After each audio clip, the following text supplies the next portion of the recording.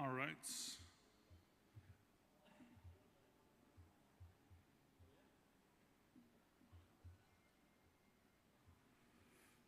This talk is going to be broken up into about 3 main different things. We're going to be going over like an introduction to Lens protocol. We're going to be then doing a workshop, which is going to be something that you can either follow along with or you can do at a later time. And then we're also going to be looking at a couple of other things that have to do within the Lens ecosystem and building on Lens. One is the Lens API, kind of just playing around with the API Explorer, and then also checking out how to build a mobile app with Lens. So with that being said, I think I need to go ahead and mirror my screen because it's not showing up there.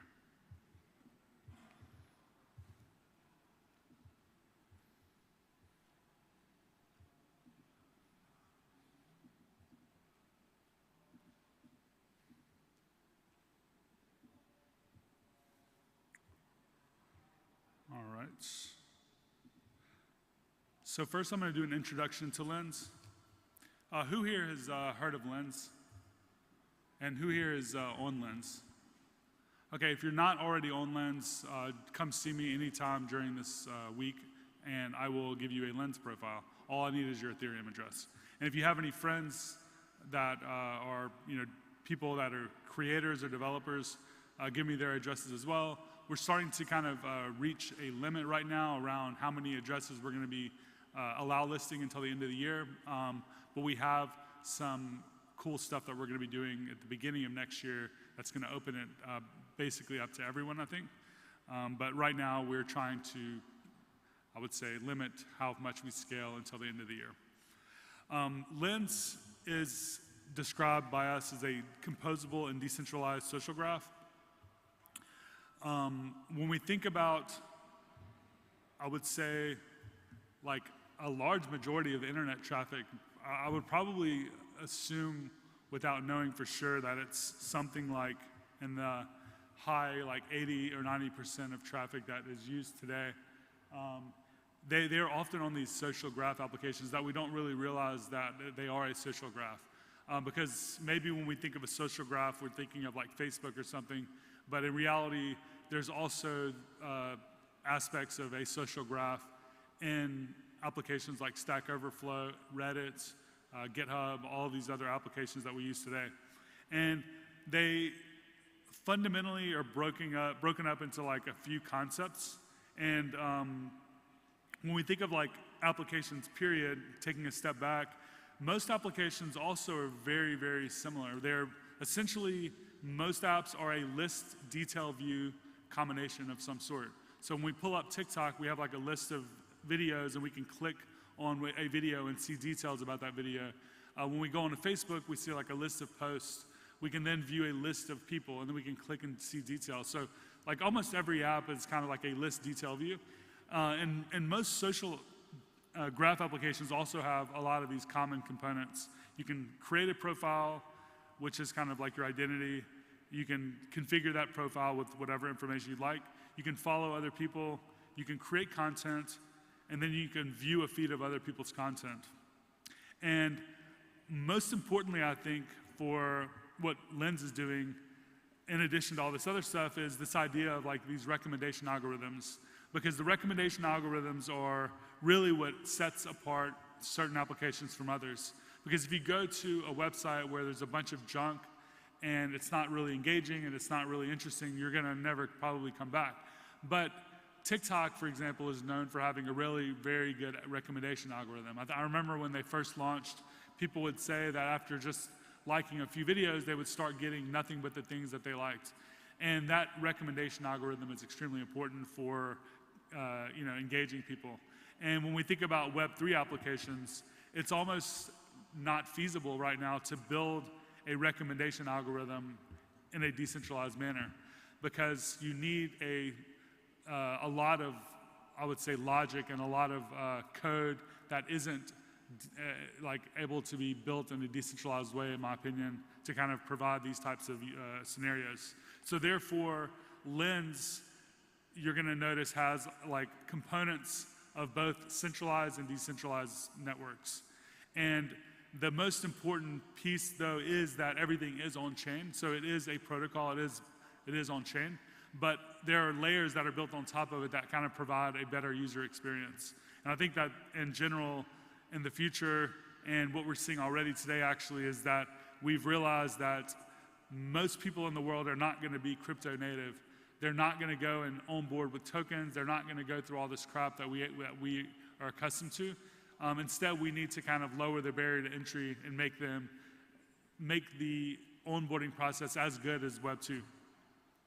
So with social graph applications, we can do that because they're already using these applications. We don't have to introduce them to new concepts, but we do have to give them an easy way to get started. So examples of social graphs that we use today: Twitter, Instagram, YouTube, TikTok. There's dozens, even hundreds maybe, of other ones that are out there. So with that being said, and we understand like what a social graph is, let's talk more about what Lens is.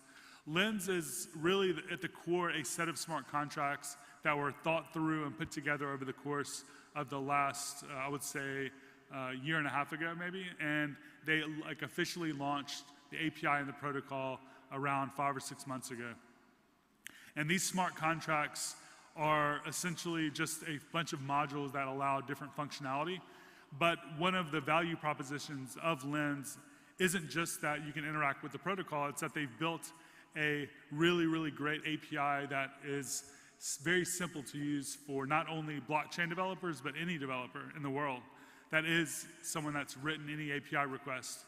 Because instead of kind of like expecting developers to, I would say, come into the blockchain world and try to learn about ethers and all these other things, what if we gave them a really, really nice entry point into building on Web3? And that's kind of one of the value propositions of the Lens protocol. And I think it's one of the reasons we've grown such a really robust developer ecosystem so quickly. The protocol itself can be deployed to any network. So you can actually go fork the protocol, or you can clone it, and you can deploy it to any EVM network, Avalanche, whatever you would like to deploy it to. But we've deployed to Polygon, and we maintain that deployment. And there is a huge value proposition to building on that existing deployment, because you inherit over 100,000 users, tens of thousands of which are active today, and we will be continuing to grow that pie. I was mentioning it to someone earlier, the type of growth that we're seeing. We had 1 million transactions last week, and if you look at all the transactions we had before that, it was only 5 million, and we've been around for 6 months. So in the last week, we've done 20% of all the transactions in addition to like what we've done before. In addition to that, sometimes Polygon network is consumed of 30–40% of just Lens transactions. So we're starting to kind of really see this thing scale, and now we're kind of focusing on how can we continue to scale that. In addition to providing a really nice GraphQL API layer for the developers, there's also some UX that's really great for the users. One of those is providing gasless transactions. So in the past, it was expensive to do anything on chain, so you couldn't really subsidize transactions. You can't use Ethereum and expect someone to pay $2, $5, $10 per transaction, right? But now in 2022, we have protocols like Solana, like Arbitrum Nova and Polygon, and in the future, even less expensive ones as we figure out more ways to have better data availability and also scale at the execution layer. We're now able to kind of realize that we can kind of look at infrastructure costs in Web 2 and kind of like figure ways to make that also work in Web 3. Because when you use Twitter, when you use any of these other apps that you use, they're paying for these transactions, but they're so cheap it doesn't really matter, right? You're just kind of like interacting with the network, and DynamoDB, 1 million transactions, 25 cents, whatever. But with these blockchain protocols, it's not really apples to apples, So, but we are getting there to the point where we can start treating the transaction costs as infrastructure costs, and I think that's a paradigm shift, what we're seeing, because when we realize that, then we can start thinking about how we can kind of, since we're able to subsidize those costs, then how can we actually say, okay, if we're going to be allowing someone to transact on our network, let's think about other ways that we can start improving UX as well. And one of those things, two of those things I think that are going to be huge are going to be new wallet UX that doesn't involve dealing with seed phrases and stuff. You're going to see some of that stuff, I think, happening a lot this year, not only from us, but from other people as well. But also this idea of having these intermediary layers that enable you to have more of a Web 2 experience. So Biconomy is actually one of the teams that is actually really innovating in this space. They offer ways for you to build out things like gasless transactions and having these accounts that you can kind of set aside that allow you to spend without signing every transaction. And for the Lens protocol, we've implemented something that's called a dispatcher. And all it takes is for a user to enable this dispatcher once by signing a transaction. And then every time they transact on the network for certain calls, nothing monetary, but if you're tweeting or liking or commenting or anything like that, it's all free. And it's also, you don't have to sign either. So it's almost like when you open Twitter, you like stuff, you retweet, you never have to think about that, right? So this is the user experience that we need to provide to Web3 in order to kind of get the next large scale adoption that we're all thinking is going to happen. And this is the way to do it, in my opinion, because you have this crucial combination of a large number of people that are already onboarded into this space. You don't have to teach them anything. It's free to use, and the UX is there. So in addition to that, you have to have some other value proposition because they're not going to leave an existing network that they have a lot of followers and stuff on to go to something that's brand new. So what is that value proposition? And that's something we're going to talk about a little bit more. One of those things and one of the core concepts and characteristics that you'll just notice within the protocol is this idea of composability in a couple of different ways. One of them is that I can actually build out a brand new application as a developer, and I inherit 100,000 user base today, 1 million maybe in a few months or whatever, and I don't have to kind of bootstrap this following, this new network. I literally have this network built in. That's one. Another one is that you don't have to build the back end. You don't have to worry about building an indexer. You don't have to worry about building a smart contract. You don't have to worry about building any of this stuff. You can kind of find ways to build out your idea on top of an existing protocol. And not only do you have the protocol, but you also have this really nice API layer. And I'm not saying Lens is the only thing that's doing this. I'm just trying to kind of say that this is the way I think forward for mass adoption. Because when you have these shared backends, these shared infrastructure that everyone can use, you're really opening the floodgates for developers to kind of really innovate because they are not having to do nearly as much work. It's almost kind of like managed services that blew up in the traditional tech world. DynamoDB, AWS has a lot of different managed services like S3. Imagine back in the day when people had to build out these scalable systems. You don't have to do that anymore. You just go pick up, oh, I need this feature. Okay, I'm going to use that. It's already working. I don't have to build it from scratch. That's kind of the same idea. So, for instance, what does this look like in practice? When I built up my following on Lens protocol over the last few months, it's not even that much, but it's, whatever. I can now see, oh, a new app has been launched. So this is LensTube, and it's basically like a YouTube type of application. I logged in and I realized, oh, cool, I have 5,000 followers on LensTube. And LensTube is out there doing things. They're really improving their UI, they're building a mobile app, they're doing all kinds of stuff, and they're getting more and more users. And all of those users are literally already built in for me. So when I want to go post a video, I don't have to go bootstrap a new following on Twitter or on YouTube or TikTok. I have that following built in. And that's really powerful. So let's talk about some of the concepts of Lens. And before I do that, I'm going to jump into, let's see here, just give you an idea of some of the applications that are being built on Lens.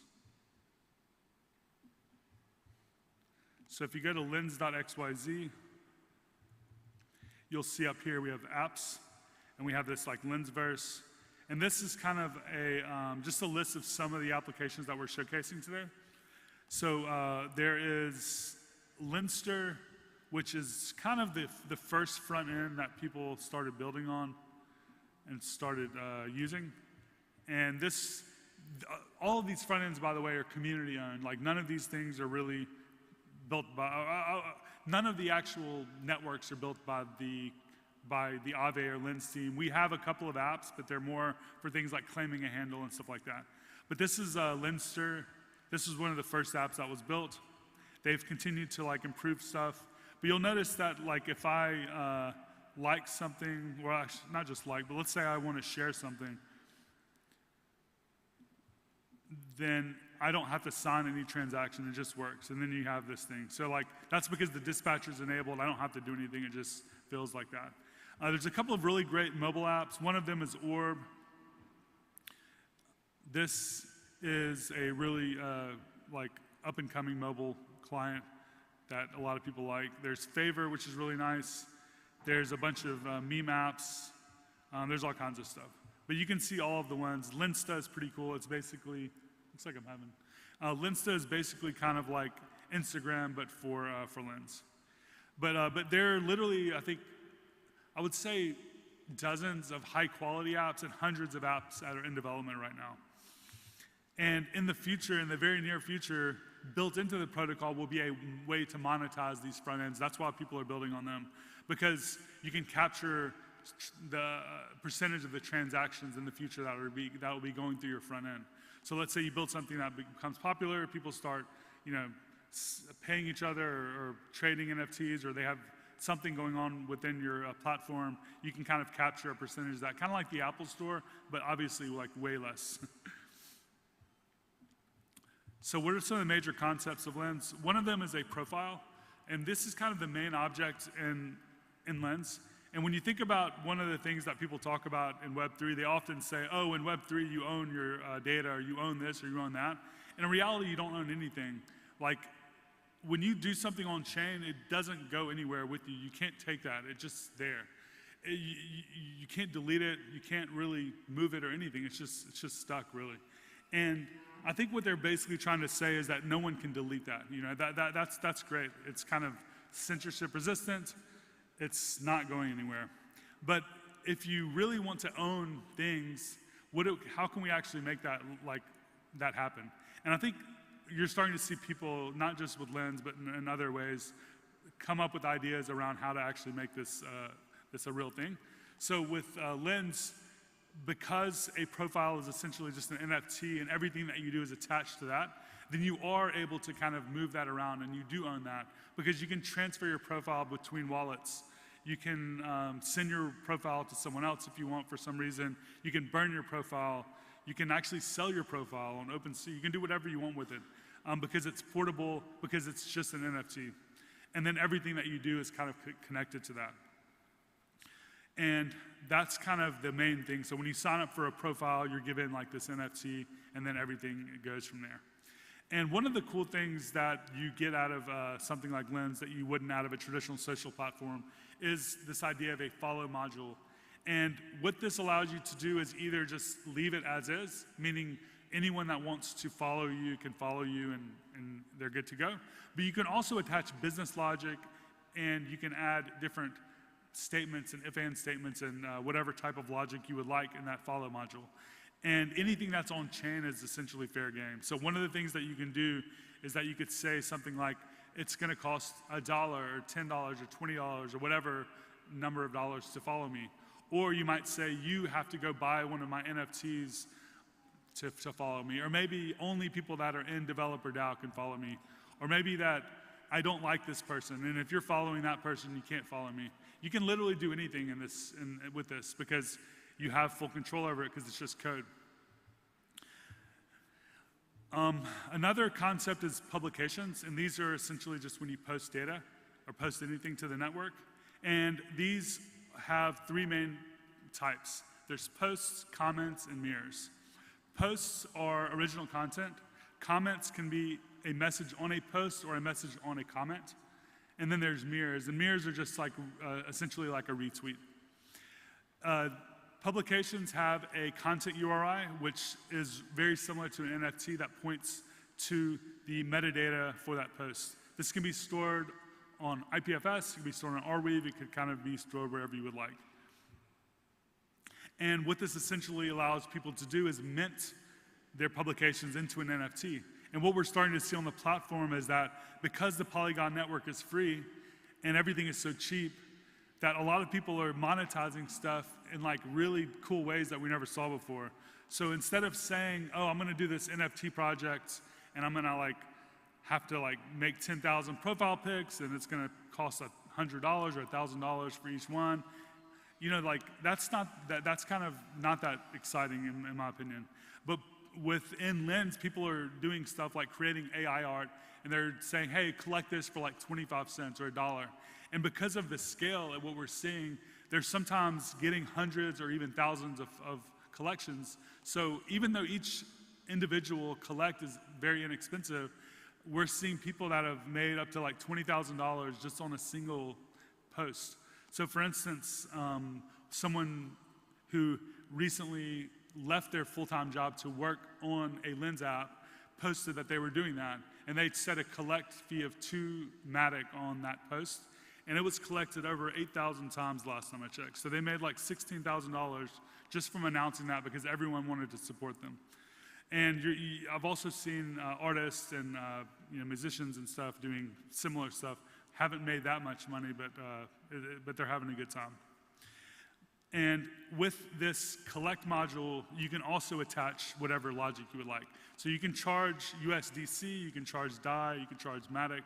You can also only say certain people can collect this, or you could say there's like 50 items. You know, anything that you want, you kind of control there. So with that being said, let's take a look at the Lens API. And I mentioned the Lens API is a GraphQL API. And one of the great things about a GraphQL API is that it has a built-in GraphQL playground that you can use. So we can go to the Lens API at api.lens.dev, and we can experiment with any of the queries that are available for the API. So if I go to docs.lens.xyz, you'll see on the left-hand column there's a few different sections, but the one we want to go to is the Lens API. And here we are given all the different queries that we can run. Now, when we interact with a smart contract, we are very limited, right? All we can do is call whatever functions are in that smart contract.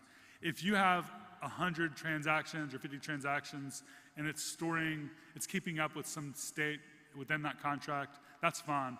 But at this scale, you can't consider that we're going to keep all of this stuff directly within the contract. So instead, what we're doing is we're indexing all of these things and we're storing them, in our own centralized API database, essentially, and then we're exposing it, and we're giving you querying capabilities like you would have on a MySQL database. So you might say, from a smart contract, give me all my posts, but you wouldn't be able to say, give me my posts where they are the most commented, and start with like this, and within this date range, and like all these other things. So what if you could do that? And that's kind of like what we're providing with our Lens API.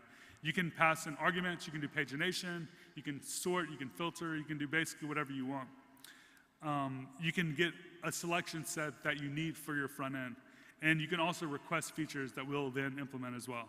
So for instance, we can look here, we see that we can authenticate, we can explore, we can follow, we can view profiles, we can view publications. So let's say we wanted to create a user interface that looked something like this. What will we do? This is a list of publications. So we might say, okay, we want to explore publications. And we're given the code to do this. So I can just copy this to my clipboard. I can paste it here. I can run the query. And there we have our data back, and we can now use this in our app and display something nice. And in addition to all of our code and our APIs being documented within our docs, because it's GraphQL, it's self-documenting as well. So I can actually go here to the left or to the right, and I can say, okay, you can obviously just look through and see all of the different queries, but I know that there's a query for publications, so I'm going to go ahead and find that query. And here I can see the return values, which can be an array of items along with page info. The items is the data that's being returned back, and the page info is going to be like a cursor for pagination. And then you also see the arguments. So this query takes arguments that are either required or optional. So you can set a limit. You can say, give me 5 results back, or give me 100 results back. There's a cursor for pagination. You have a profile ID to get publications for that profile. You can also pass in an array of profile IDs. You can kind of see all this stuff here.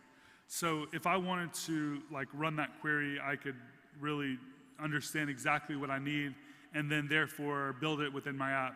And another great thing about GraphQL is that you only can return the data that you need. So for instance, instead of returning all of this stuff, I might just say, I only want to return information about the post, and then I can actually delete all of this. And what this is going to do, it's going to provide a lower latency request because all we need is maybe the ID of the post, the metadata. We might want to have the content, and then I might want to have some pagination, and then we can run that query. And there we go, we have our data, and we're only getting the data that we want. So I'm a big fan of GraphQL. I've actually been writing GraphQL and working with GraphQL for about 4.5 years now. So I highly recommend checking it out. One other thing that we're working on is providing improved developer experiences across the board, because it is often hard to kind of get started with some of these ideas and putting them all together, because to build one of these applications, you have to be understanding front-end stuff. You have to also understand the Lens API. You also have to understand GraphQL. And you might have to also understand authentication, styling, all these things.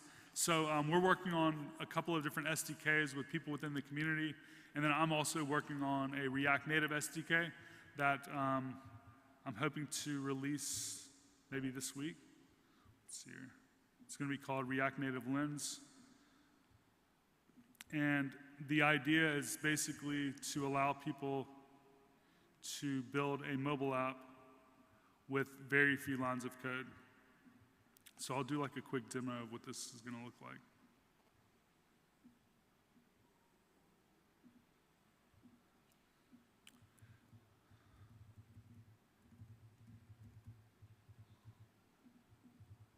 So we have basically an empty mobile app here.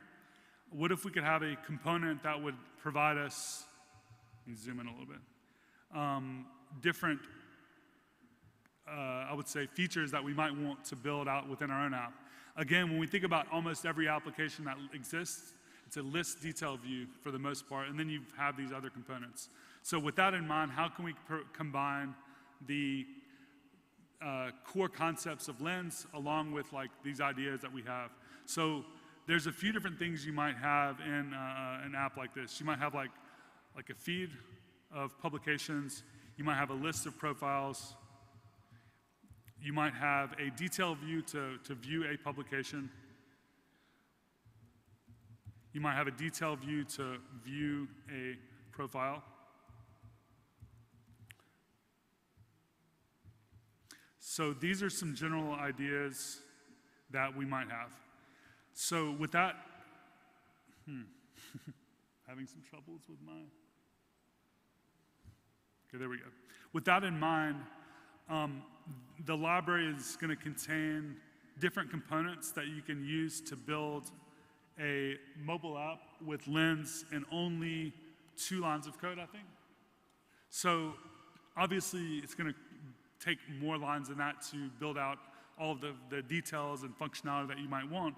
But what if we could just import like a feed of publications and 1 line of code here? So here we're importing feed from React Native Lens.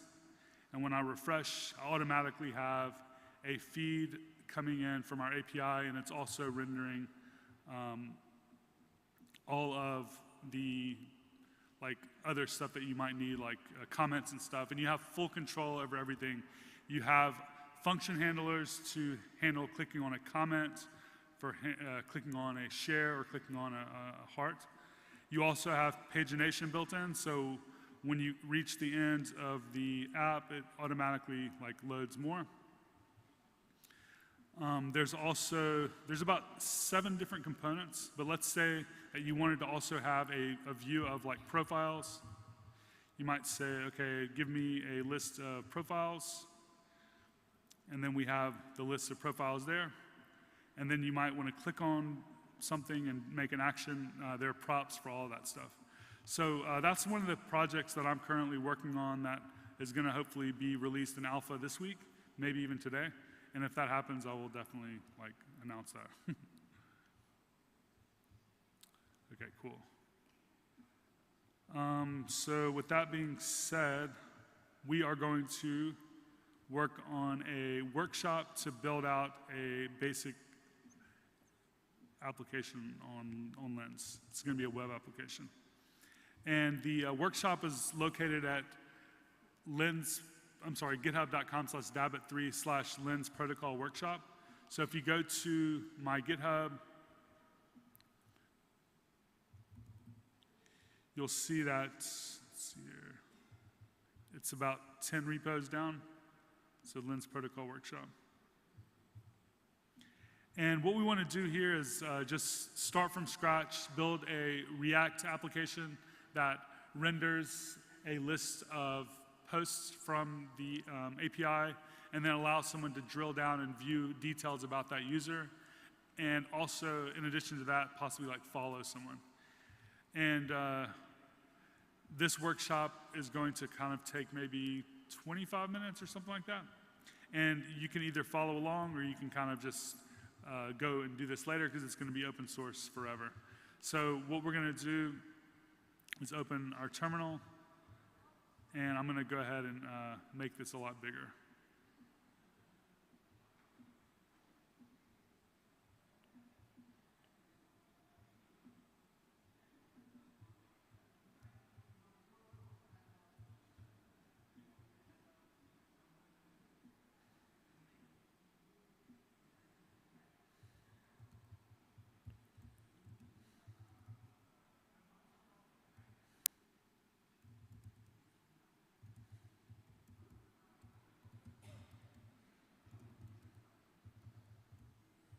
Okay, so I'm going to go ahead and create a new Next.js application with npx.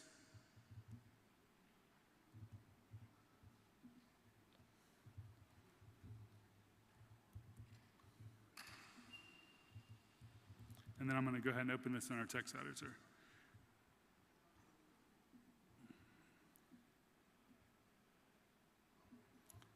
And the dependencies that we're going to be using are going to be ethers.js for when we make a contract call, and then we're also going to be using GraphQL and Urkel. And actually, I think GraphQL is a peer dependency or a dependency of Urkel.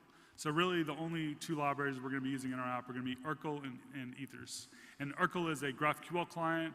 If you've ever used Fetch or Axios, or something like that, same thing but for GraphQL. You could also compare it to something like Apollo. Apollo and Urkel both have their trade-offs. Urkel is easier to get up and running with. Apollo probably handles more sophisticated use cases, but Apollo has a lot of challenges, in my opinion, with their caching. So often we run into issues with the Apollo cache. So I try not to use it unless I have to.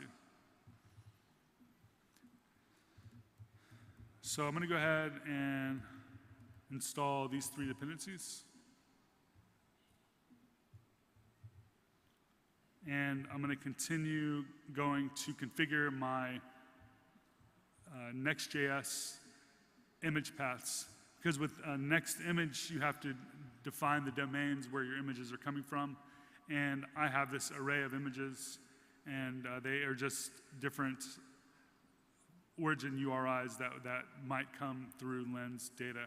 So IPFS, Polygon's IPFS, or maybe that's something else, I'm not sure. Lens Infura IPFS. And then I'm using Unsplash for some placeholders. So I can just should be able to just copy this. Actually, I'm just going to copy this whole thing.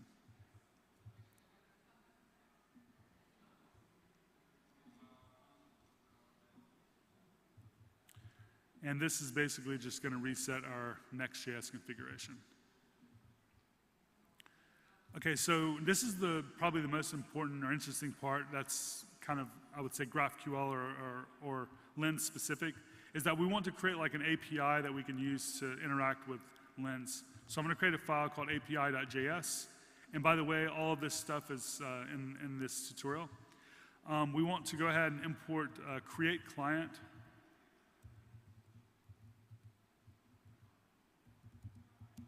From Urkel. And this gives us a way to create a GraphQL client. It looks like my dependencies didn't install yet. Okay, it's still installing. So once we have create client, we're going to go ahead and define our API URL. And the API URL is available in the documentation for Lens over here on the Lens API links section. And we have a few different API endpoints you can use. We have Mumbai testnet, we have Mumbai sandbox, we have Polygon mainnet. So you can kind of use whichever one you would like. I'm going to be hitting up the main API endpoint, which is api.lens.dev.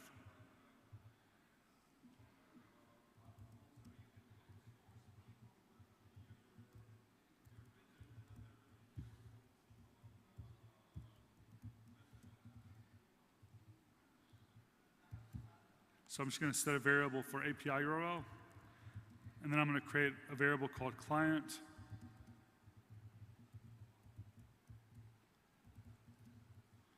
And then now we have our client.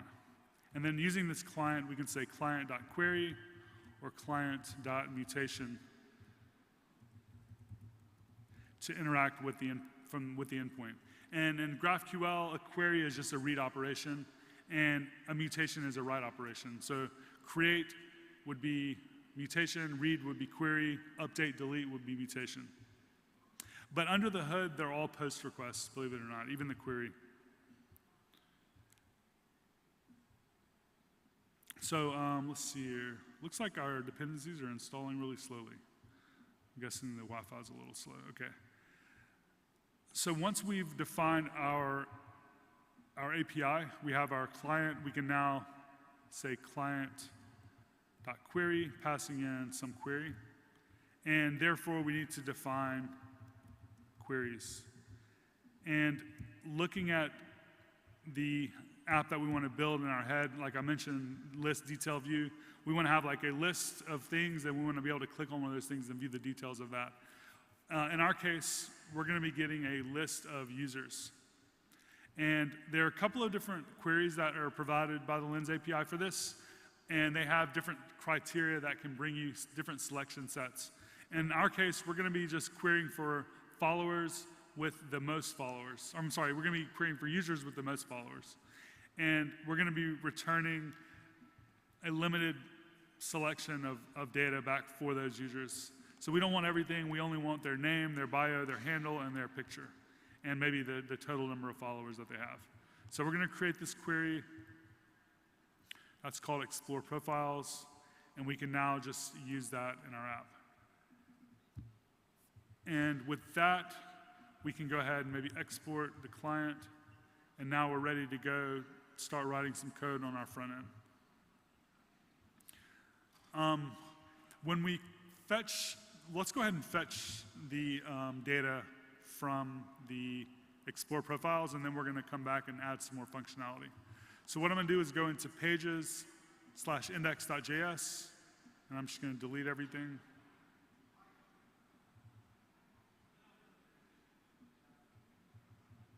Maybe I'll leave the styles. Okay, with this empty component, we're going to go ahead and import some state management from React.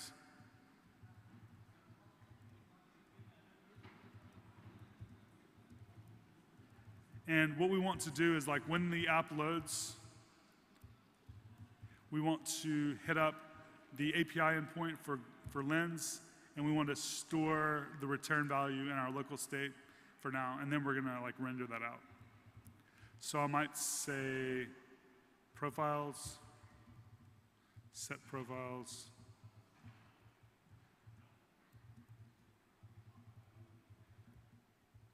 We'll set that to an empty array, and then we're gonna have a function called fetch profiles that will be invoked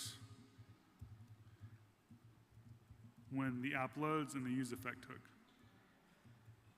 So all we have to do is call this fetch profiles, and then here we need to use our client to talk to our API. Now we already have that set up, so all we really need to do is import the client and the query, I forgot the name, explore profiles from our API. And then to get things started, we're just gonna get the response and log it out.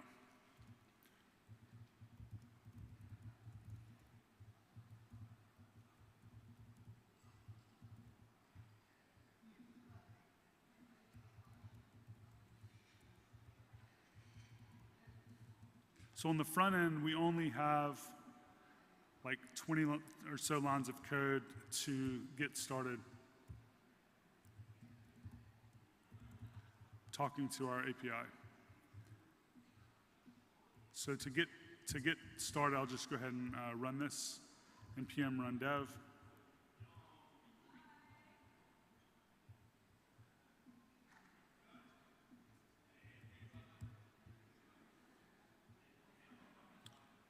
And we're just going to inspect and see what comes back. And we have an error. I think I need to go up one directory on the API.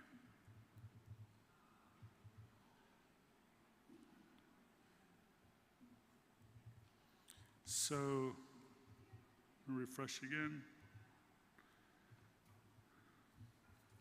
The response comes back, and here we can kind of see that we have this data object, and we have this items array, and this has like all of these items. I think this is the same query that we had on our mobile app too, because it starts off with Web3 Academy, the next one's Lens Protocol, so the same data is coming back from this query.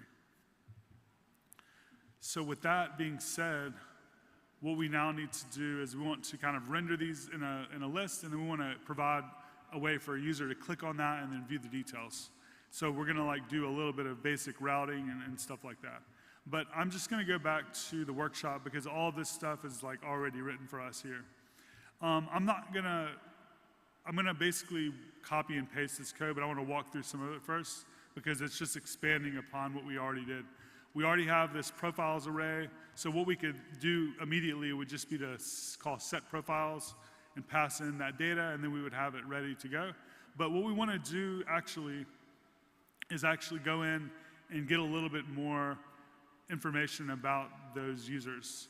So I might want to know, like, what is the last publication that they had or something like that. And what we can do is we can take that data that we had, and then we want to kind of map over all of those profiles and get the first publication for each of them. And that's what this chunk of code is doing. And there's also some additional logic here that's kind of messy, in my opinion, because some of the IPFS endpoints are not formatted for that in a way that we can use. So there's a few different things that you could do to make this work. You could have a function that you just pass these URLs into that returns this, or you can do it right here, and that's what we're doing here. We're just like mapping over the pictures, and if the picture has an HTTP endpoint, then it's good to go. But if it's an IPFS hash, we kind of have to reformat it to make sure that it actually renders in our app. So that's what's going on here. Nothing too complicated, really. And then we're just going to return the profile, and that's it. And then everything else is pretty basic.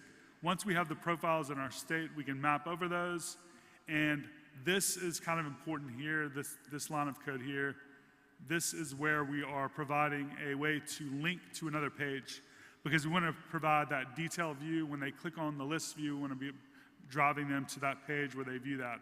And the way that we're going to do that is we're going to pass in the ID to the URL, and then we can take that ID out of the URL on the next page in the query, and then we can actually use that to get the details.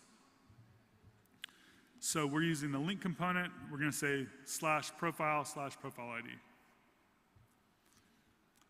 So that's about it. I'm going to copy this, update index.js, and then refresh.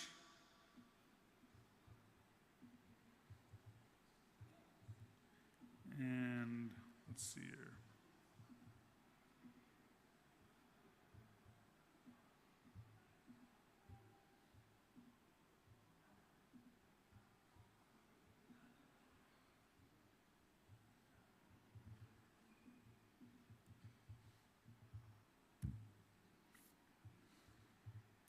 I might have a bug.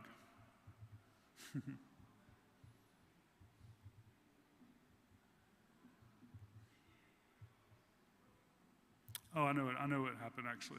I need to get the query for get publications, which is something we skipped over, because like I mentioned, we want to get that publication for each user, so we need that query for that. So I need to go ahead and have that in the API as well.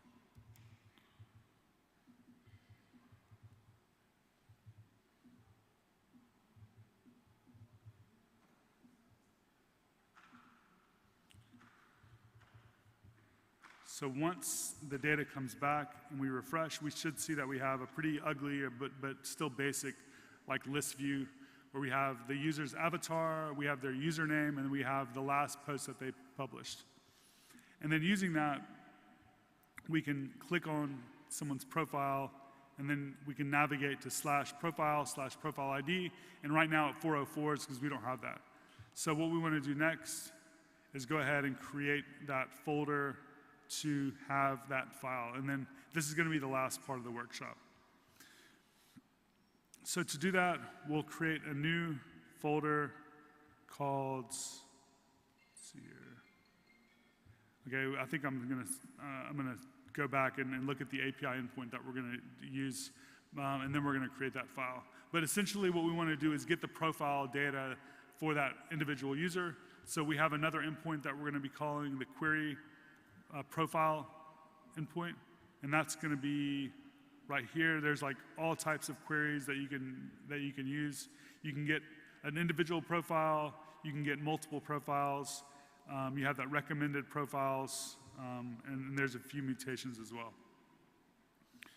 The one that we're going to be using though is just the regular profile, and then you pass in a profile ID, and this gives you everything you want back. And you can also pass in a handle. So the handle would be like natter.lens, the ID would be like 0x whatever. So I'm going to go ahead and copy that query and add it to our API. And now we have these three endpoints. We have explore profiles, get publications, and get profile. What we want to do as well is provide a way for the user to follow that person. And there's actually, this is where things get a little more complicated, I would say, with blockchain in general and also with Lens, is that it's super easy just to read data because you don't really need anything because the data is public and open and anyone can use it. But when you want to write a transaction, you have to think about all of those different things I was talking about earlier with user experience. There's 4 ways that you can write a transaction with Lens. And they go from being like bad to good. The most like basic way that you can do this is just to write a transaction to the blockchain like you would with anything else. And this is fine, I guess, but it doesn't offer the user a very good user experience because it's just a typical transaction. And there was this new way about doing things that was proposed that is called type data, that I'm not sure like all the details behind it or when it was released, but it's something that we've actually implemented. And this is kind of like a similar thing where you're still signing the transaction, but you're providing more information in the MetaMask or whatever pop-up that gives more details about the transaction. So the two that I've talked about so far is a regular transaction, a type data transaction, but you can also do the gasless transaction. And then one higher up would be the dispatcher. But in order to do type data, the gasless transaction, or the dispatcher, it's actually more code than I would want to feel comfortable going through here in this workshop. So we're just going to basically use a very basic transaction to write to the chain using the Ethers library like we normally would. So that's kind of what we're going to be doing here. And in order to do that, we need the ABI. So I can go to the contract, and I can go to the ABI down here.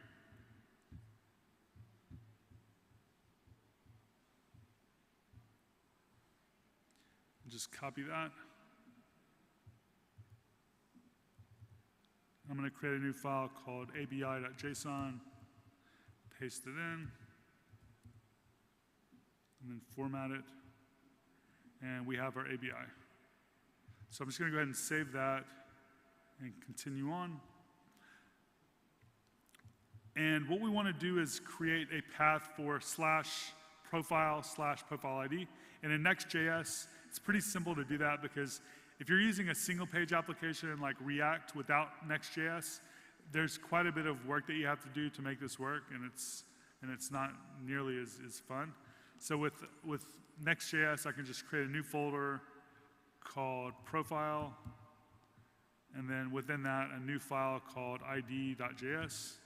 And then now we can automatically get that ID out of the query parameter. We can do cool stuff like server-side rendering, but we're not going to be doing that. We're just going to be doing all client-side stuff. So I'm going to go ahead and copy the code for profile ID, and we'll walk through that. First, I'll take a look at the fetch profile function because it's very similar to what we did before. When the page loads, we have this use effect hook, and we wait to see that we get the ID out of the route parameter. Because right when the app loads, it's going to call this use effect hook before we get the ID. So therefore, we're kind of like using this argument, the second argument to use effect to check for when that ID becomes available, and when it does, then we can call fetch profile. And fetch profile is very similar to explore publications, where we're kind of calling the GraphQL API by saying client.query, and then we're doing that reformatting as well of the picture to make sure that it's not an IPFS hash, and we're adding the HTTP like endpoint for an IPFS gateway. In addition to that, we also have some wallet connection stuff going on. We allow a user to connect their wallet, and then if they've already connected, we just check to see if the connection exists.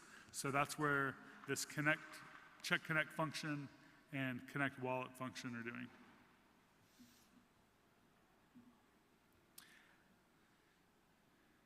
And I think that's about it.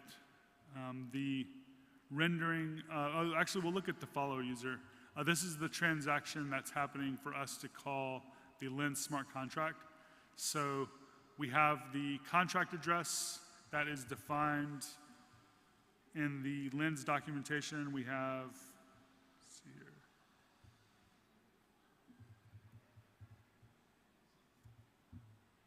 Right here, deployed contract addresses. And really the only one that you're going to use for the most part, I would say, is the Lens Hub proxy. And this is just where you would send all of your transactions. So I have that address defined right here. And we're just creating a new instance of an Ethers contract, and then we're calling contract.follow. And contract.follow is just going to try to follow that person, passing in the ID of the follower. So what I should be able to do is just save this and go back to my app. And if I navigate back to this list view and I click on someone's profile, then we should be able to view the profile details. And then if I go down here at the bottom, you should see that there is a follow button right here. So if I click follow user, then MetaMask pops up. And because I'm using the old school way of just talking on a contract, I still would have to like pay, what is that, like 1/8 of a cent or something like that, right? 8 cents of a cent. And I think that's about it. So I would say if you want to kind of learn more about building on Lens, we have a couple of good quick starts here that are there, and we're going to be adding a couple of more. So right now we have the developer quick start. We also have the authentication quick start, which allows you to authenticate through the Lens API, so you can use the dispatcher and you can use gasless and stuff like that. And what we're going to be adding as well is a tutorial very soon for creating your own module, for implementing the dispatcher, and also for creating token-gated applications using lit protocol with Lens, and also creating token-gated content within Lens. So we just had a big announcement yesterday with lit protocol, where people can kind of encrypt their posts and only make them visible to certain people based on on-chain stuff. So that's now built into the protocol, and you can learn more about that by checking out our documentation.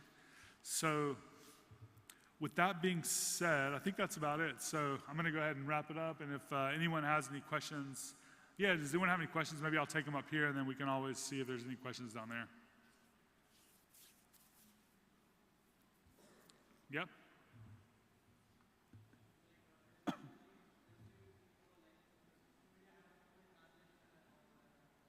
I'm sorry, I couldn't hear you that well.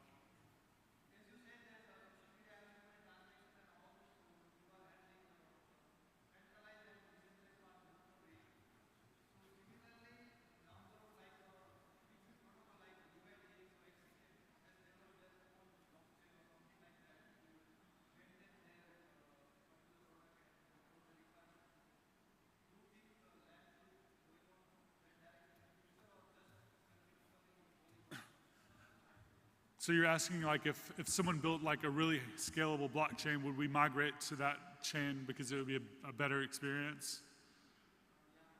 Yeah, we're basically open to pretty much anything right now. We're still in beta, so nothing is promised. But like we are planning to keep all the data that's there so far, obviously, and all the followers and all that. But that doesn't mean we might not migrate to another chain or a better chain or another protocol, or build some scaling solution that's different than what we have today, which is exactly what we're doing. So in the next 6 months, we're going to probably have moved over to something we're currently, I would say, investigating, but also experimenting and researching a lot of different things around scaling, because we just hit around 100,000 or so users, a little over 100,000 users. And like I said, we're already taking up a large portion of the Polygon network, so we need to figure something out.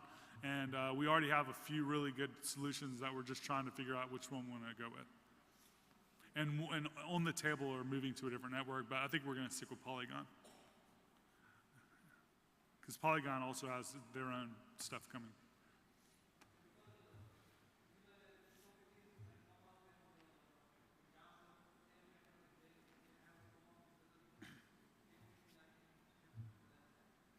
Yeah.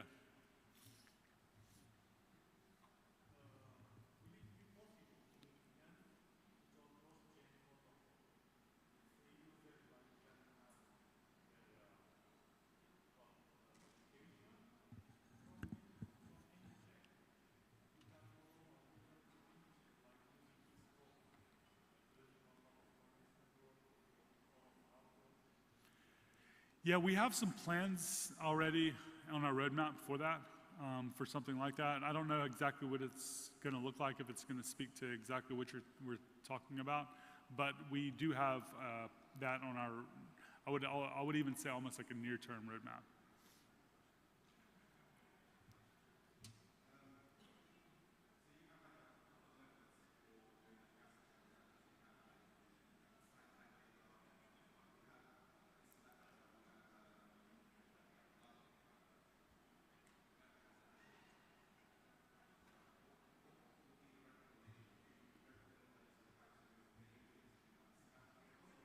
Yeah, the dispatch is like the newest innovation that we've released. It hasn't even been around that long. That's where we're telling everyone to build, because it also inherits the gas list as well. It's just like another improvement. So first we had the type data, and then we had the gas list, and now we have the dispatcher. And the dispatcher is like the end goal, the end game, I think, for all Web3 products that are not DeFi. And with the dispatcher itself, the one that you guys have built so far, it's not open source yet. Are you planning to open source it? Or would the expectation be to like have all the applications built on top of Lens use that particular dispatcher? A lot of people are essentially building out their own relayers and implementing their own version of like the dispatcher. And you can choose to do that, or you can choose to also use the dispatcher that we have. Bioeconomy is a really great one to check into. Yes.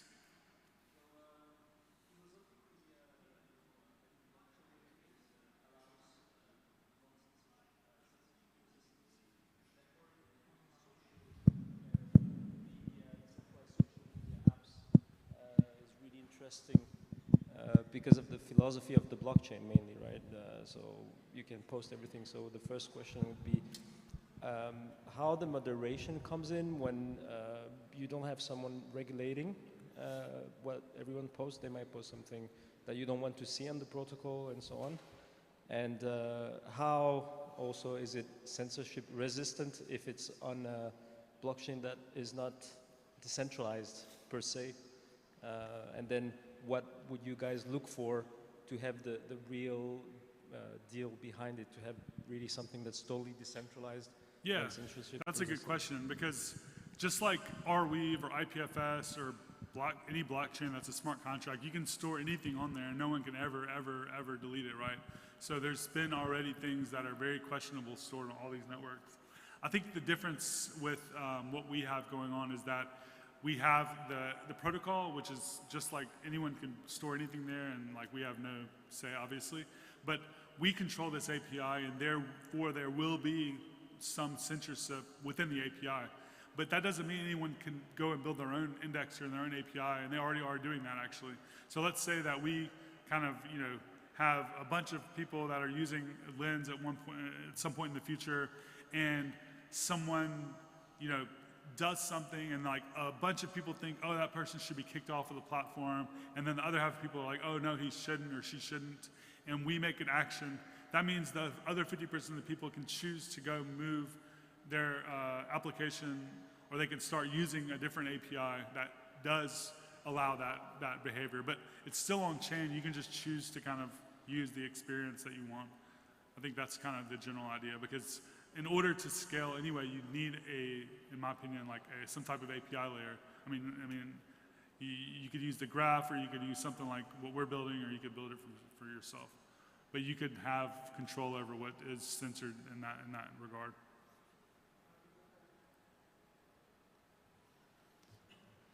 Yeah, any other questions? Okay, well, that's it for me. I'm going to be giving a talk later today about Lens as well, so might be going over some of the same stuff, but hopefully I can finish this library and release it by then. So anyway, thank you.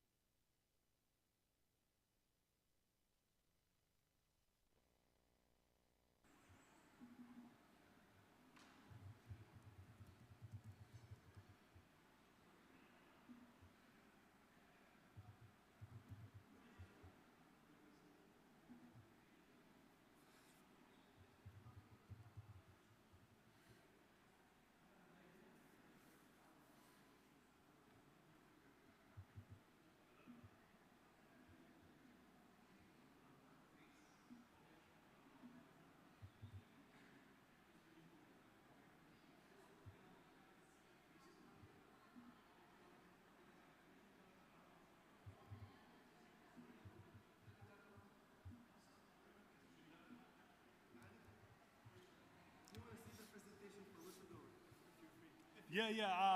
After this, yeah, I'm giving another talk, but yeah, I do want to see it. So when I'm done with this, yeah.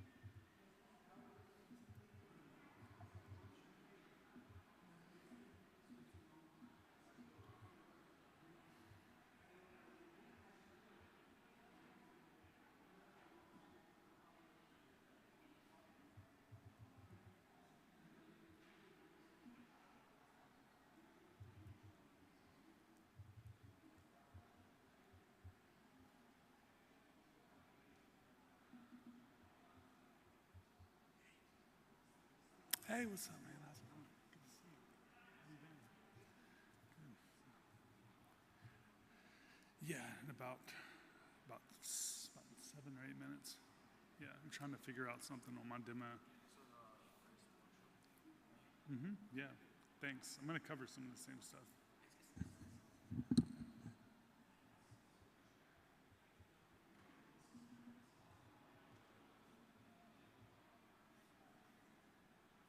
Yeah, basically.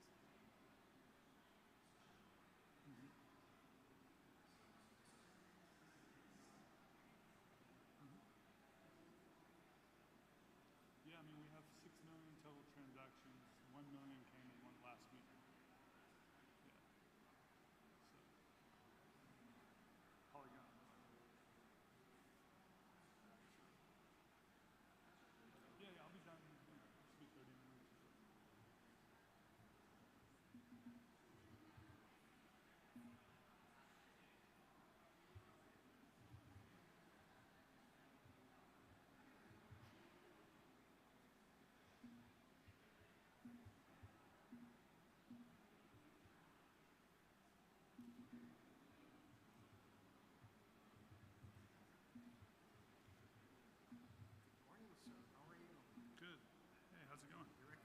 Yes, how are you?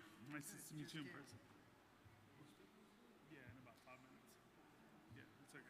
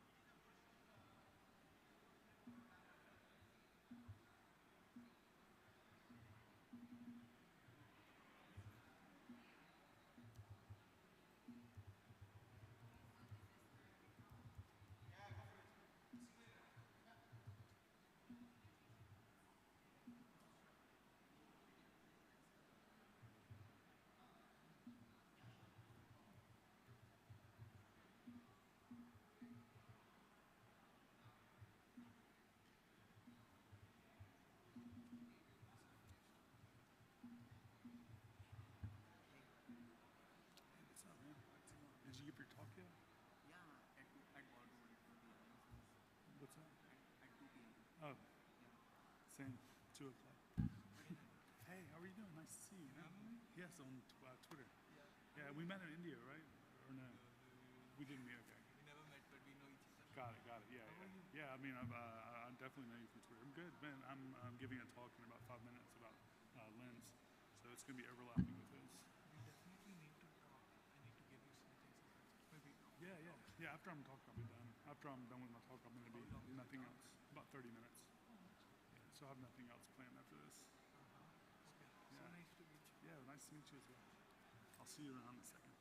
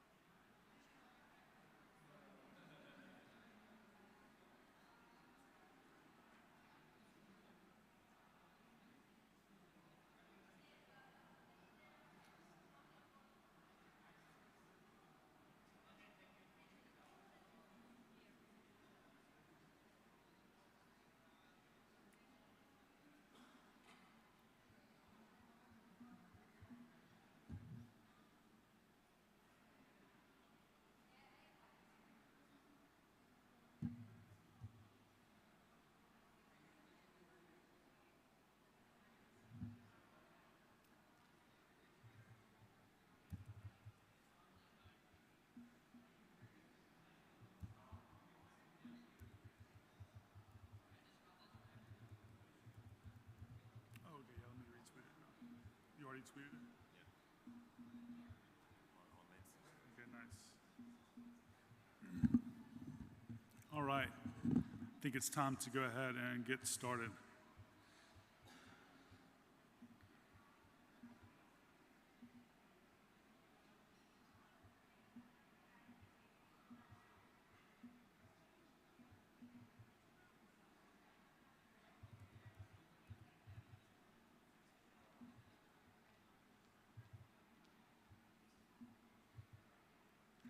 So I'm going to go ahead and fix my screen here.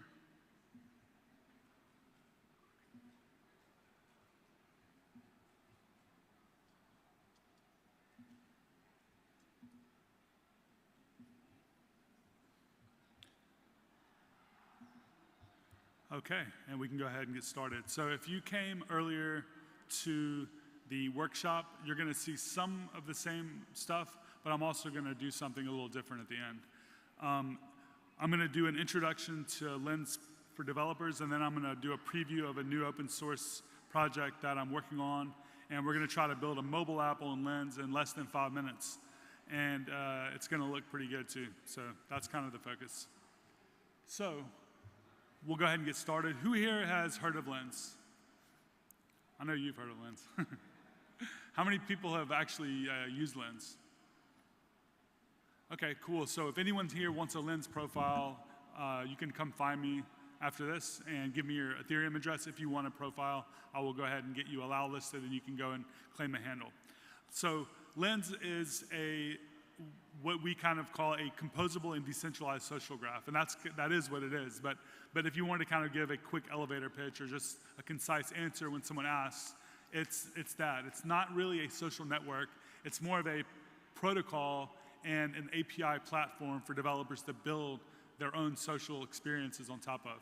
And therefore, we have a lot of applications that have been built and are being built, and we're still only a few months in. So that's some of the stuff we're going to go over in just a moment. So when we think about social graph applications, we often think about the really majority of all the internet traffic that is happening today. So the addictive apps like TikTok and Snapchat and Twitter and Instagram and all of these are all social graph applications. But we can go beyond that, because when we think about how we interact with other applications as well, there are aspects of social graphs and GitHub. We can follow our friends and we can see a feed of what they're doing. We can also, on Stack Overflow, have an aspect of a social graph. So there's like social graphs really built into almost, a large majority of the applications that get a high amount of traffic, Reddit, et cetera. And to kind of take a step back, you can kind of, when you start really breaking apart applications and understanding how to build software, you start seeing patterns. And one pattern that you'll notice is this idea of like a list view, detail view. And if you think of almost every application in existence, you pull up an app, and often there is a list of information or a list of items, and you click on an item and you see a detail. And if you think about all of the different social media applications, they follow a similar pattern. Even like a news site, when you pull up a news site, you see a list of news articles, you might click on that news article. So how can you consider, when you build an application, to follow common patterns that would enable you to kind of build those types of applications easier? When we think of that, we can also maybe apply that to building out a social graph application, because almost all these applications really have the same core components. They allow you to create a profile, they allow you to follow other users, they allow you to create content, they allow you to view a feed of other people's content, and really one thing that is very important that sets certain social media applications apart is the recommendation algorithm.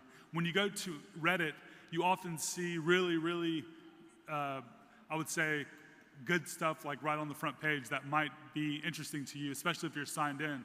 It'll show you relevant stuff to you. That's their version of a recommendation algorithm. TikTok became really popular really quickly because people would say, oh, I opened TikTok, and after liking 2 or 3 videos, I started getting these recommended videos that were exactly tailored to me. Now, you can't do recommendation algorithms in Web3. You need some type of centralized API layer or something to kind of make this happen, because there's so much complexity in building a good recommendation algorithm. It's just not possible today. So with that being understood, how can you build out a social application that is good enough to get people's interest from the quote-unquote Web 2 world to use something in Web 3? Well, you don't only need that, you need a lot of other things as well, because the UX of Web 3 applications is terrible. You also are essentially asking people to go and buy tokens in order just to transact on almost every Web 3 application. This sounds crazy, honestly, when you start thinking about us trying to onboard people around the world. They're not interested in NFTs for the most part. We are, some of us are, but they aren't. They're not really interested in DeFi. The idea of payments is really exciting for a lot of people though. And I think in addition to payments, the other big opportunity is around these social applications. Why? Because out of the 5 billion people around the world, the large majority of them are already using these applications. So if you can make something that's as good or better, then you have a huge number of people that are potential users. In addition to that, you can't, again, expect them to go through the really terrible UX of what we have today. You have to provide them additional improvements versus what we're used to. So therefore, if you want to build a social network a social application on Web3, you have to take all these things into consideration. So that's kind of what Lens is hoping to do. And when we think about social graphs, again, we think about Twitter, Instagram, YouTube, or TikTok. And again, this is where the majority of traffic is. So what is Lens? Lens is essentially, at the core, a set of smart contracts with an API layer built on top of it. The contracts that we maintain are open source, and anyone can deploy these to any network that they want. But the main deployment that we are in control of, or that we maintain, is deployed to Polygon. And the deployment to Polygon allows us to have really low transaction fees and fairly decent scale. The transaction costs are so low that we're able to subsidize transactions. So you don't require a user to have any tokens. All they need to do is download a wallet and they can start using your application immediately. So the gasless transactions are a huge part around accessibility and also, I would say, usability. Because paying for a transaction, we may have gotten used to that or something. I don't know. I never did. But the idea of asking someone to pay for a transaction outside of a DeFi use case, to me, doesn't make a whole lot of sense. In addition to the gasless transactions that we've implemented via a relayer, we also have a dispatcher that's implemented at the API level.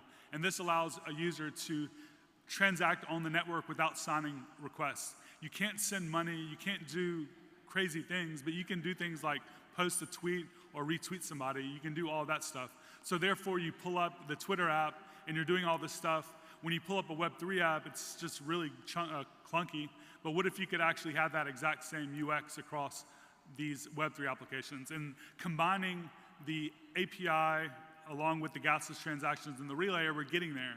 So the really main focus of Lens is to provide a pristine developer platform for people to build on. We are not building out the front ends. We're allowing and incentivizing the people in the world, people like you, to build out front ends.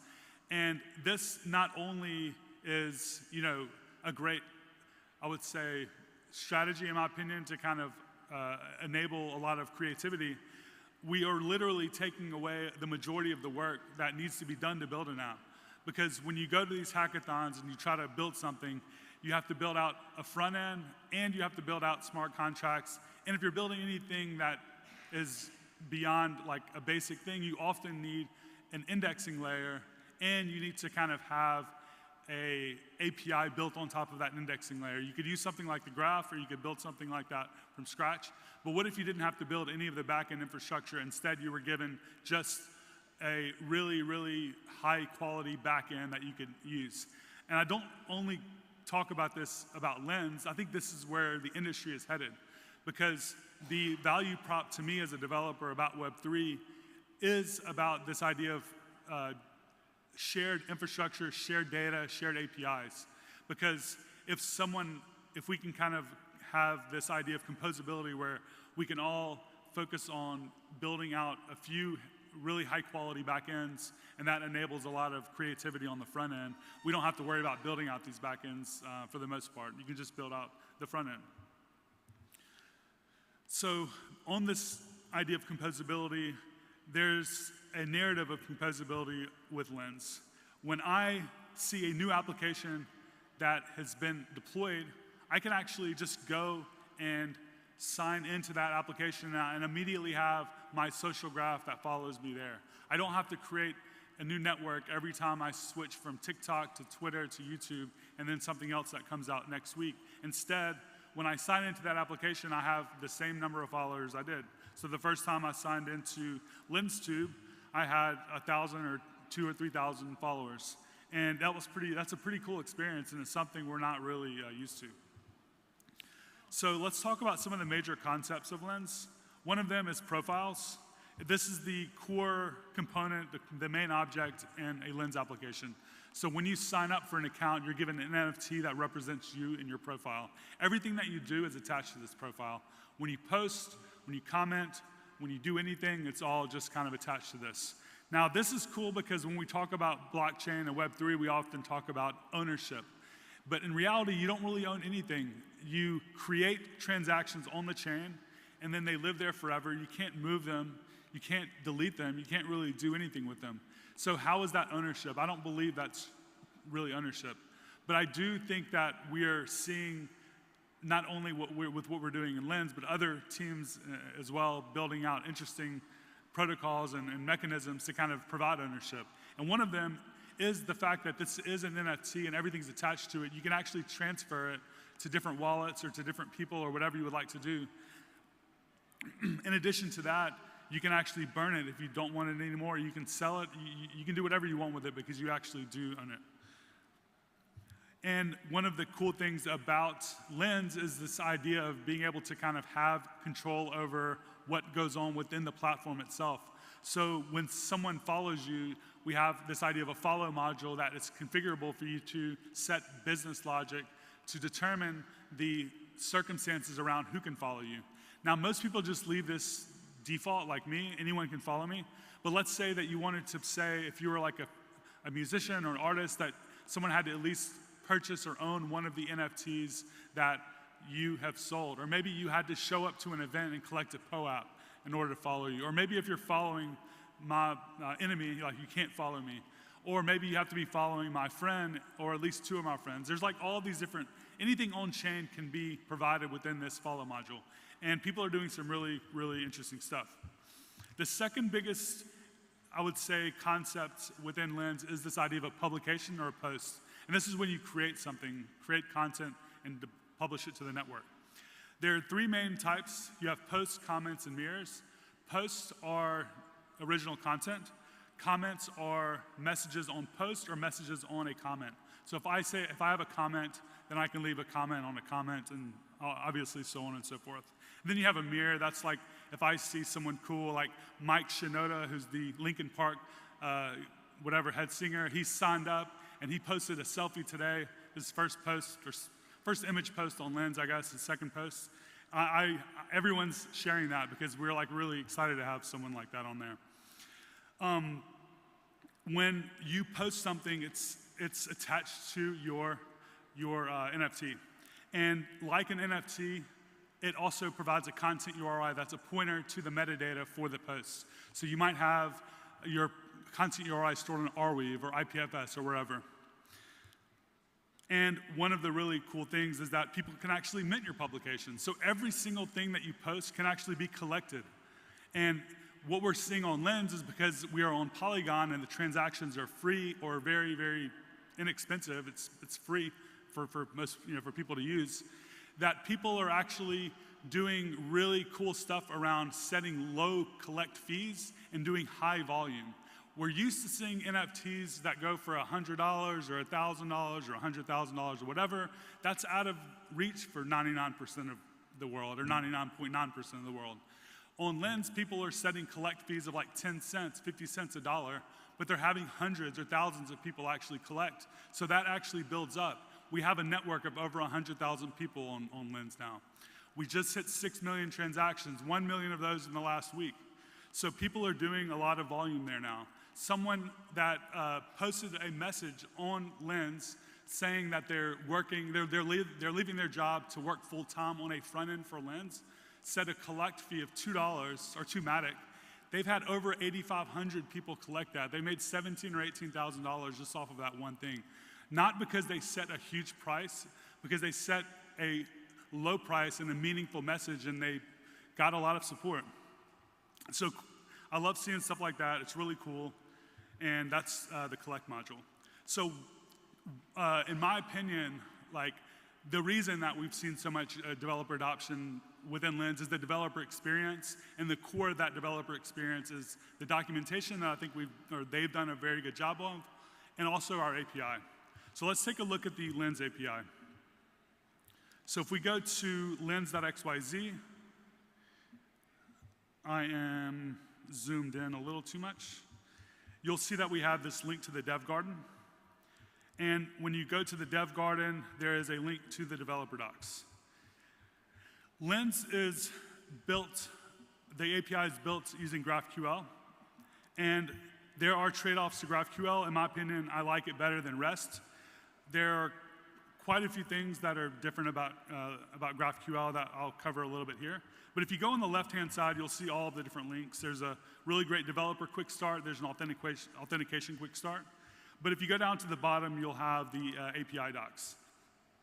Now, we have our own documentation here for all the different queries and stuff. Why is it important to have a good API? Well, when you have a smart contract, there's a limited amount of things that you can do, especially in EVM, because we have to think about gas and all these other things, even for high-performant networks. You can't have a million different functions that give you all these different selection sets. And even if you did, you would be limited. You can't hit your smart contract with a query like you can in SQL and say, give me the last 17 posts, sort them by the most commented, and like filter them for only people that follow me. You can't do any of that. So therefore, most of the time, to build a good user experience, a good application, you need an API. Now, you can do that in a few different ways. You can build your own from scratch. You can use something like the Graph protocol, or you can kind of have something that's provided to you by the platform, I guess. And that's, I guess, what we're talking about here with Lens. We've built out a very, very good API that provides a lot of different querying capabilities on all the different views that you might need for your app. And I'm going to show you some. We're going to build an app in just a moment, a mobile app, and you're going to see the different ways that data might come back and fulfill your view. And again, when we're thinking about these list detail views, you might say, okay, when I open the app, I want to have a feed of posts, and when someone clicks on a post, I want to view the comments of that post. Or maybe you have a list of profiles, and when someone clicks on a profile, you see the details of that user. So those are kind of like two scenarios. So you might have the need for a query that gives you a feed of users. So here on the left-hand side, you might say, okay, what would that look like? Well, we have this explore publications query, and this will just give you a list of all of the different publications. Now, which publications are going to come back? Well, that's actually up to you.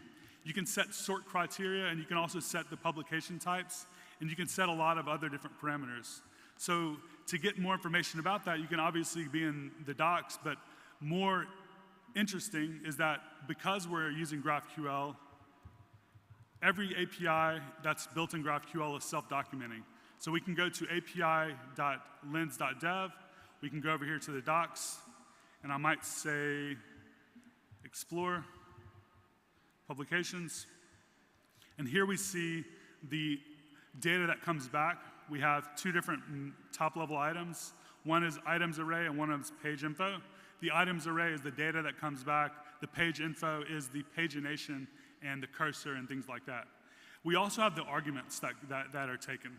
Now, in our example, we only saw 3 arguments documented, but there are actually all these different arguments. You can say, I want to get the publications, and I only want to return the first 5 or 10 or 100 or whatever.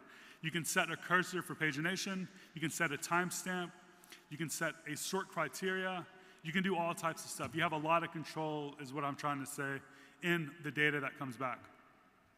And really more importantly, when you're building your app, you just have everything really well documented here. And then for the return data, you can see that we can either return posts, comments, mirrors, or a combination of. So if I go here and I just paste in the query that we took off of the docs, and I click run, it just works right away.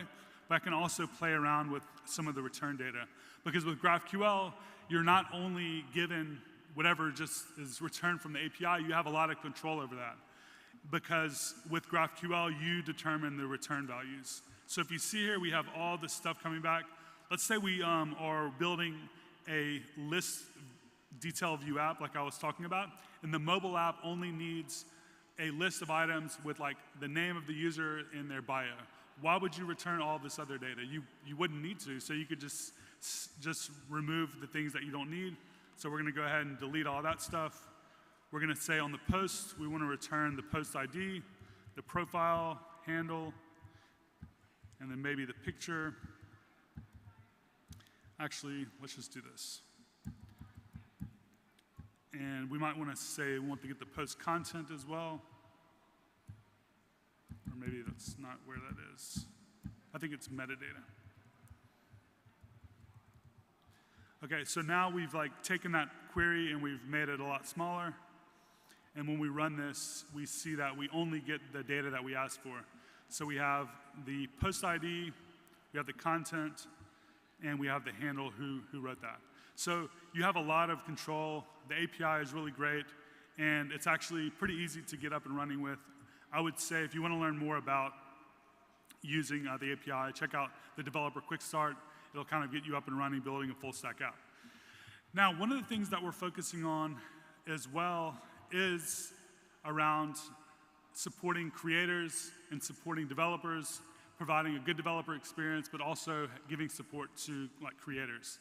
And if you wanted to build on Lens, you could actually go to our apps, where we have a new page that gives you an idea of the types of applications people are building.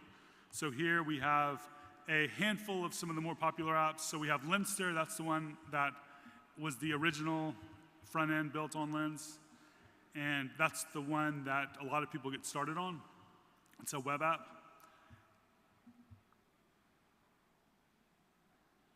It looks like my internet's a little slow. Let me try to switch to this other network.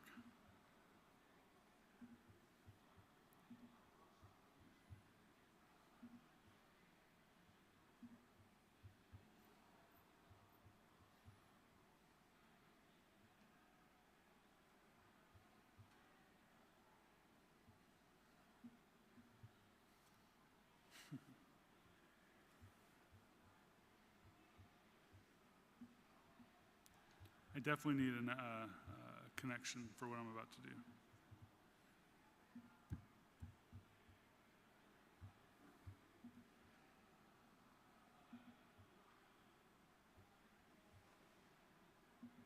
Oh crap, it was actually working just then.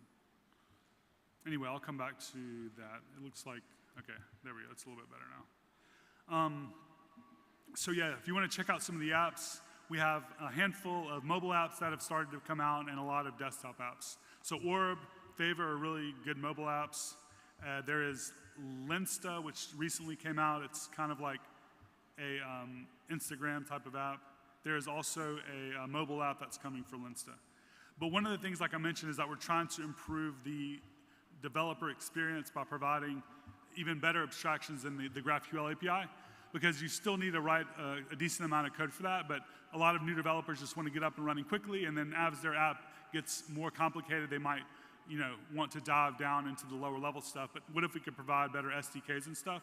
So one of the things that I've been working on, in addition to some of the other stuff that's already out there from the community, we have React Use, which are like hooks for Lens. We have a couple of other SDKs that are already out there. We're building a couple ourselves. Is this mobile SDK, and this is going to be something that is not released yet, but it's I'm giving you a preview of it today.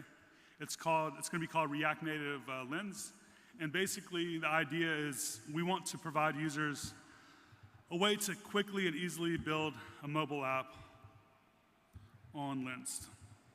So I'm going to zoom in, and my hope is to be able to build an app using this library here while we're here. So when we kind of look at Lensta, or Lenster, whatever, there's two different views that you might consider.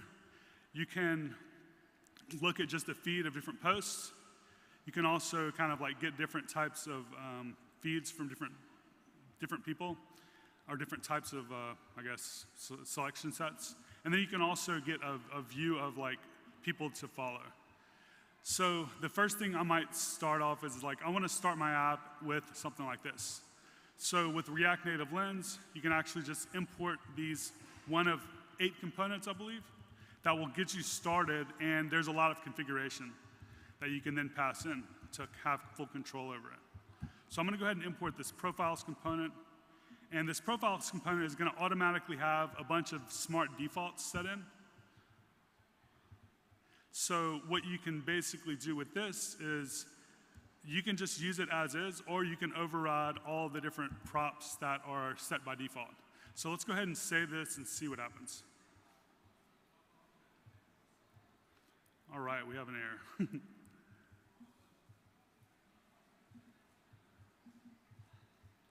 Go ahead and restart and see what happens there.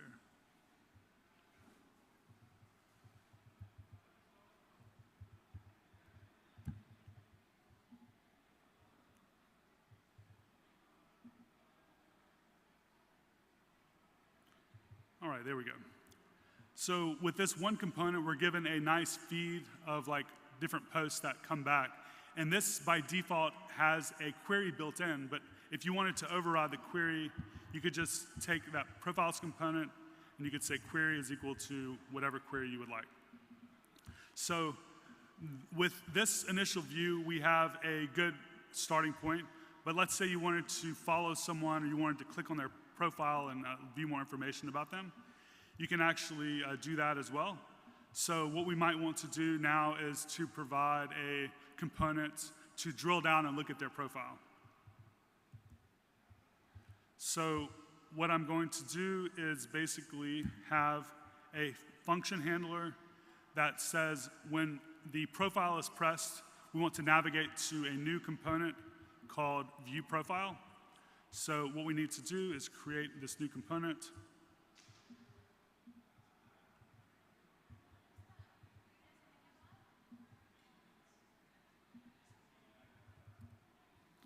All right. And in view profile, we're going to use the profile component. And I could basically have the profile component rendered in just 3 lines of code if I wanted to. And then now, if I reload, I believe, oh no, I need to actually import that component.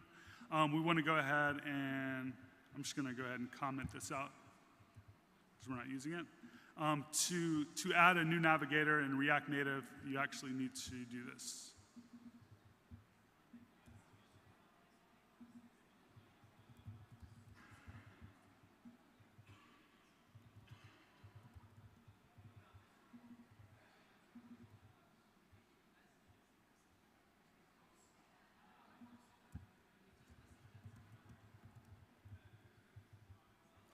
All right. So now we have a list detail view for listing profiles, and when we click on a profile, we're getting nothing. Let me see what this error is now.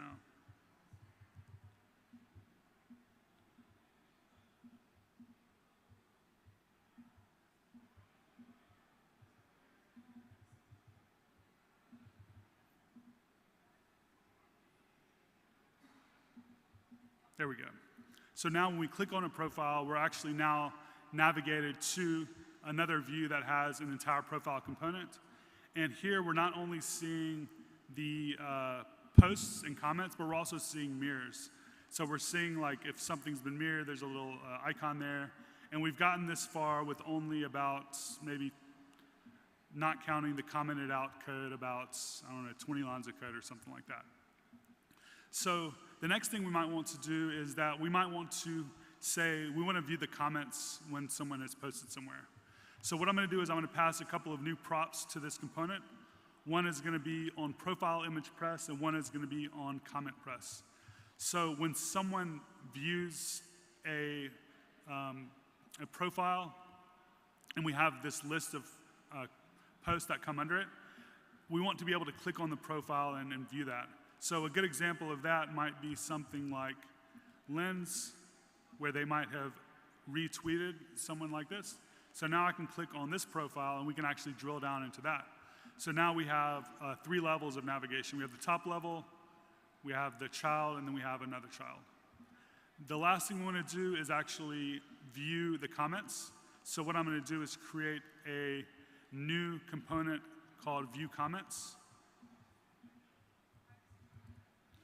And here,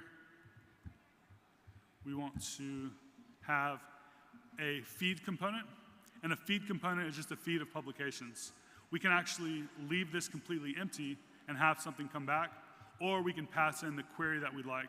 In this case, we want to get the comments for a certain publication. So if I go ahead and refresh, we can now view the posts. We can view the details, and then we can actually view the comments. So I'm going to find one with a lot of comments.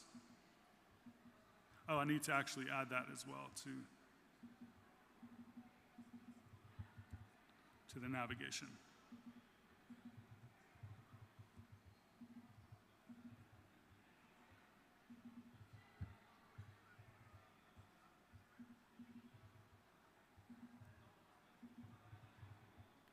right, we'll try that one more time.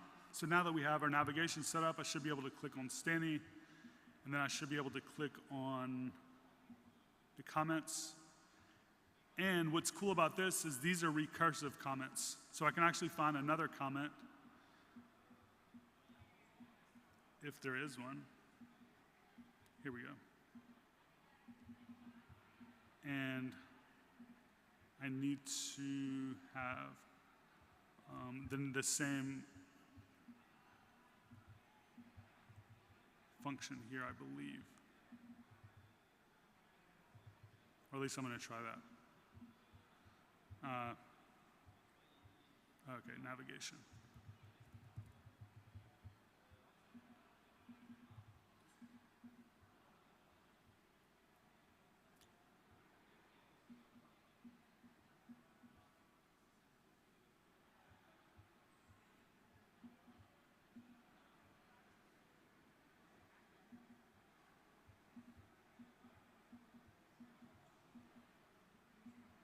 And I'm not sure if this is going to work actually, but we'll see.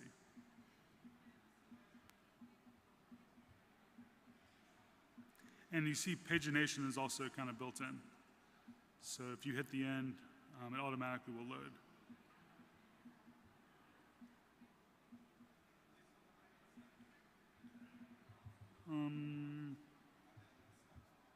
Looks like I'm missing something on this. And I'll probably just give up because it's just, let's see here. I think it needs to be navigation.push. I think that was the problem there. One last time.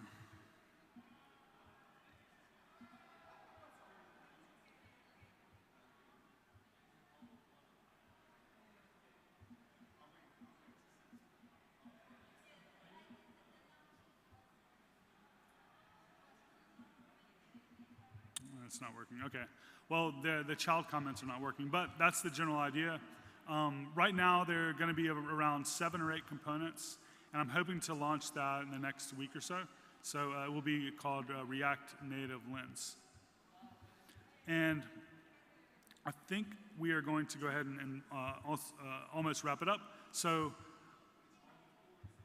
I'm going to talk about, as a developer, if you want to write to the network, because we've talked a lot about querying, we haven't talked a lot about posting. There are really 2 main ways to write to the network, but I will break those down even more. I would say there are actually 4. But the first way might be just to write to the smart contract like you would in a typical blockchain application. This is probably the most naive way, but it works just fine if you would like to do that. But when you're posting the transaction, the MetaMask pop-up doesn't give a lot of information about what's going on. The next way you might consider doing it is using type data. This is more recommended than just posting directly, because the type data will actually give the user feedback about what's happening within that transaction. From there, you might say, okay, I want to implement gasless transactions. You can actually use our API to do that. You do this anytime on testnet. If you want to deploy an application at some point on mainnet, you need to be whitelisted, and you can reach out to us to do that, but you can play around with that on testnet whenever you would like. And then the final thing you might want to implement is the dispatcher. And this is also available for free on testnet. You can play around with it, you can use it, and if you launch an app, you need to come to us to get that whitelisted.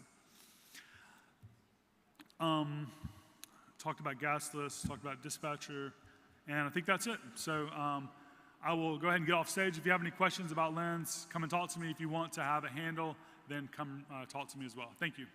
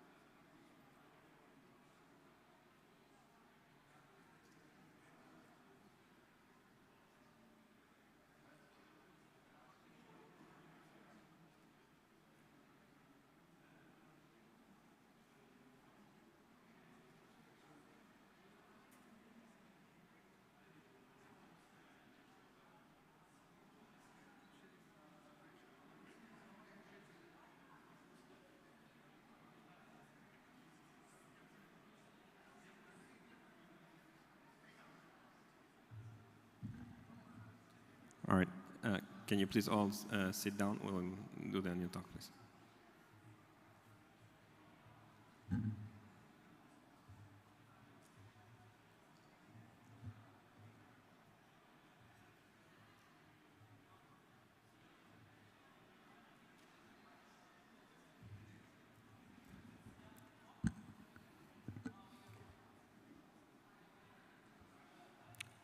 Hey everyone. So I am Nazi and I am a front-end developer at a company called Reimagined Finance, and apart from that I am also a part of Developer DAO. So today I'm gonna share my journey that how I created a subgraph for the Lens protocol. So first of all, why? So basically, I liked the idea that Lens is a decentralized social graph and it is scalable and anyone can build on top of that. And so I thought that I should develop a subgraph for the Lens so that anyone can use it basically. So like the community gets benefited from that, and also like graph provides more benefits so that like caching layer and stuff like that. So I developed, sorry, I'm getting a bit nervous. so, uh, so I decided to like develop a subgraph so that community gets benefited from that, and a lot of people use it. And also like graph provides caching so that people can, what we can say, people can, yes, query more complex queries like search and stuff like that. So I thought that why shouldn't I develop a subgraph for that? And like it's also like it can get benefited to a lot of people. So yeah, let's talk about how I got started. So basically, when I got started, I knew nothing. Like I didn't have much idea about how one can develop graph, and as well as like what exactly like the API is. Then like I had a call with Nether that what is this exactly about, and he helped me about that. Like this is the overall overview about the graph, and also what should I do. And also I had tweeted about this idea, and like a lot of people came forward to help me on this, like you should follow this particular path, and you should do this and ask that guy, and I really appreciate that help from the Twitter. So for this particular project, I followed this particular method, which is like building in public, because that's the only way I can get help, and I actually got help from the lot of people. And that's how I got an overall idea that, okay, I should follow this path, and also I should like get around these and follow, get started with these things. So it actually worked, and also like I shared this idea with Nether, and he helped me that, okay, you are going good and you are following the correct path, and it really boosted my confidence basically, and thanks for that. So yeah, so I decided to develop this project in Developer DAO. And the reason why I decided to do that was like I wanted to be this an open source project, so that like, you know, I basically love contributing to many open source projects, and I basically am a huge fan of open source. So I thought that this should be my first open source project, which I should champion. And also like while developing in open source community, we can also get a lot of good developers actually, so that the project gets benefited, and really quality project comes out of it basically. So I started this in Developer DAO, and I actually ended up developing a really good subgraph. Like it has a really detailed schema. We tried to cover actually the 80 to 90% of the event handlers.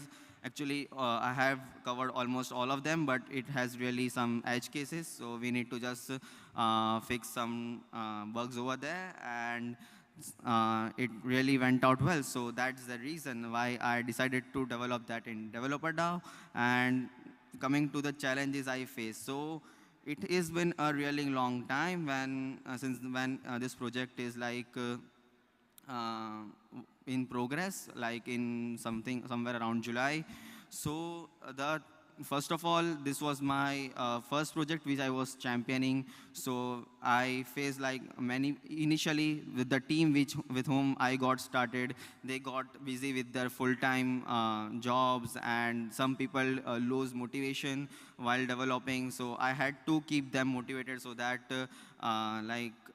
project they actually put some work and effort into the project, and the project gets benefited. And some people had some conflicts of ideas, so like they left the project in the middle way. And like also I had to like, this was my side project, so and I also work in a company, so I had to like manage this alongside my job, which I was struggling with some time slots. So that's some of the challenges I faced, which somehow I managed and eventually passed through it.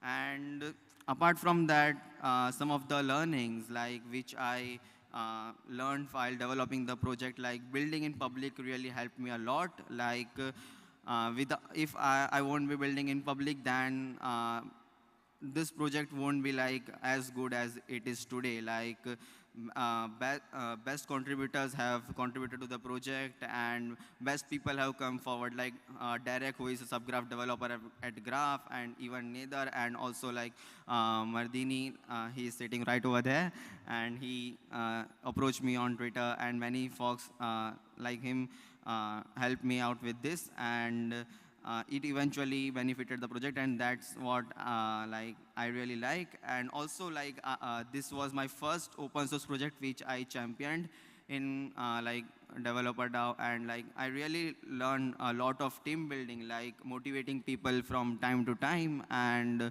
also making sure that I am really helping them out wherever they are stuck, and keeping time to time checks.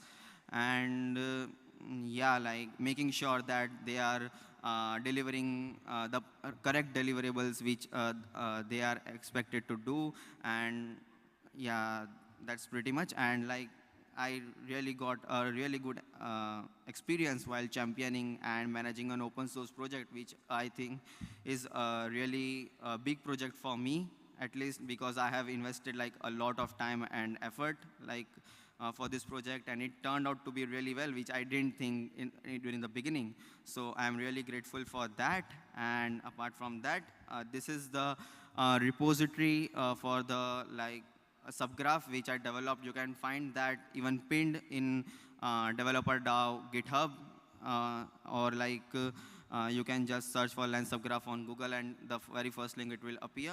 So like this is, you can like you fork it and deploy your own subgraph as well.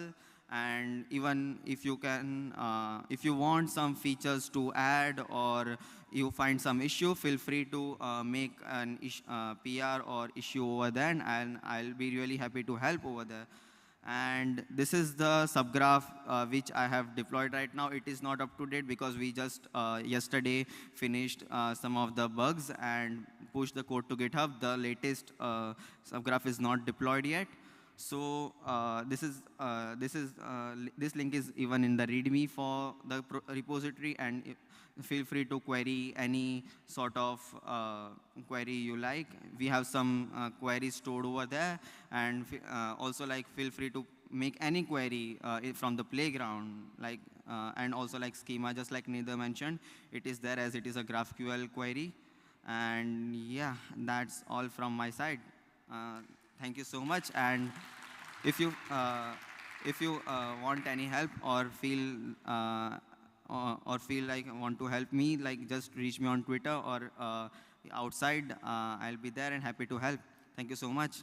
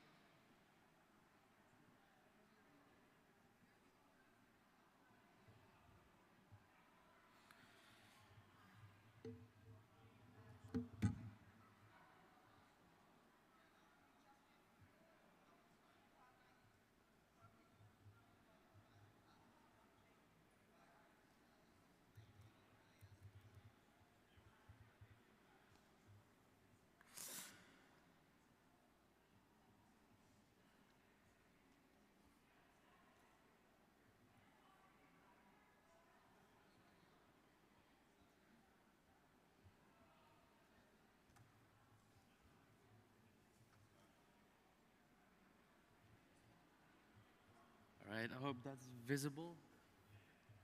Hello everyone, welcome to this presentation on self-sovereign identity, introduction and practical applications of Polygon ID.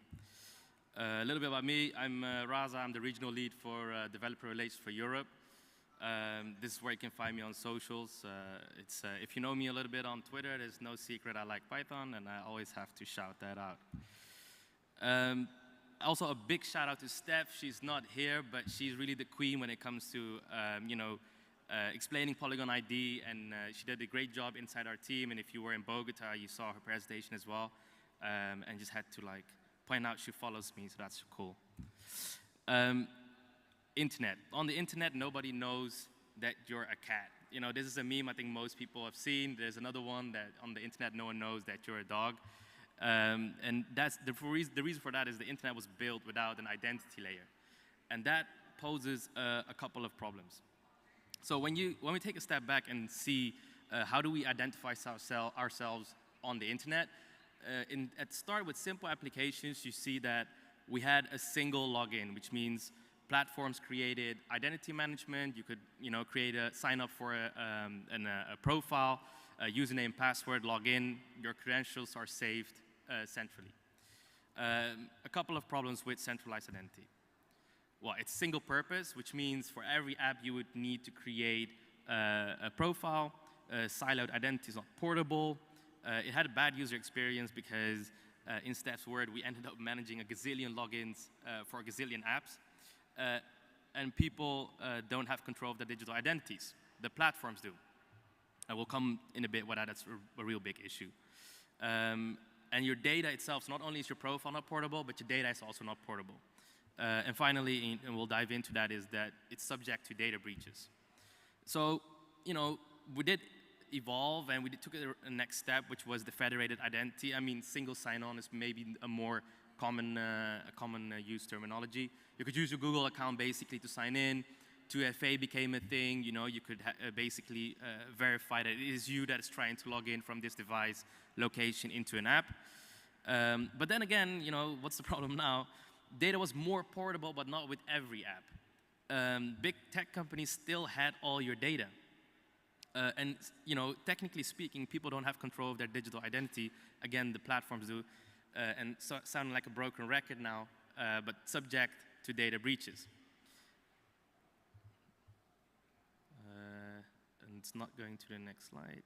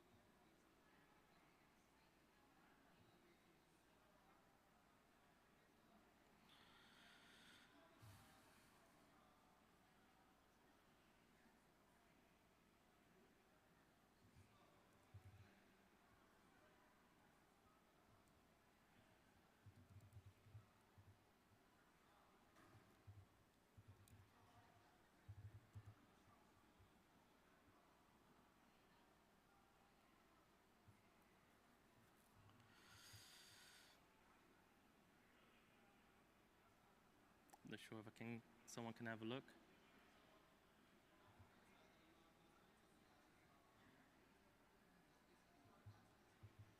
Okay, it's working, okay. So yeah, subject to data breaches. Top 5 data breaches. Well, if you've been around, these are kind of like the biggest data breaches that happened. Yahoo in 2013, River City Media, I think Facebook in 2021, something that's not in here, but maybe more commonly known, LinkedIn. And LinkedIn actually, when they had their data breach or data leakage, the data leak actually gave usernames and I think email addresses and addresses even. So your physical address, if that was stored on, where you live in LinkedIn, that was actually on the internet. And there's there's associated cost with it. I think that cybersecurity often becomes a little bit vague. It's cost avoidance, but there's a real cost avoidance, a real cost associated with data breaches, and it's estimated around in 2022 for 4.35 million that we know of, and that's on average. So how can it be improved? Well, along came self-sovereign identity. It basically shifts from an account-based credential towards verifiable credentials. So where you saw the account portability coming along, you could use Google, for instance, to log into more applications. The main difference here is that instead, again, you're relying on a tech company, you own your identity, and that's what self-sovereign identity is about. So what are more or less the key benefits of self-sovereign identity? Well, it's portable and reusable across different applications and platforms. It's private. Users retain control over their personal data. And the whole key about it is that you disclose minimal data in order to be verified. It eliminates third parties. I guess that's one of the biggest reason to have SSI, self-sovereign identity, is because a big tech company no longer has your data, and the way, in this case, SSI is done is it's relying on public key infrastructures managed by users, digital wallets, and cryptographic keys. And this is basically the full overview. Instead of signing in with Google, you'll be connecting with your ID. Now, what that looks like is, in terms of implementation, just a quick pause. So SSI is more of a philosophy and in a way that you manage identity, and these are the principles of SSI. Technically speaking, you wouldn't need blockchain to implement SSI. It's a way, blockchain is just like a technology that you could use to enforce SSI, and obviously it has its role. But these are basically the principles of SSI, where it revolves around the user getting control, the user getting ownership of both their identity and the associated data. So what is Polygon ID's approach to SSI? I want to start with an example. Again, shout out to Steph for this. So let's say SpongeBob is in a car and he gets approached and says, hey, the police ask him, what is your name? Well, SpongeBob says, my name is SpongeBob, but we don't trust, you need to verify. And how do you verify that his name is actually SpongeBob? Well, he pulls out his driver's license and says, here it says my name, and it's a verified identity. So the problem with pulling out an identity like this is do we need all the data that's associated to prove someone's name? In this case, you see his gender, you see the address, birth date, and then the issuer, which is an important part. So enter the trust triangle. So at Polygon ID, and I will make a bridge in a bit, what you see in this case, what happened is that the holder, SpongeBob, has to prove to the verifier, the one who's asking the information, that he is who he is. But he relies on the issuer, which is a certified or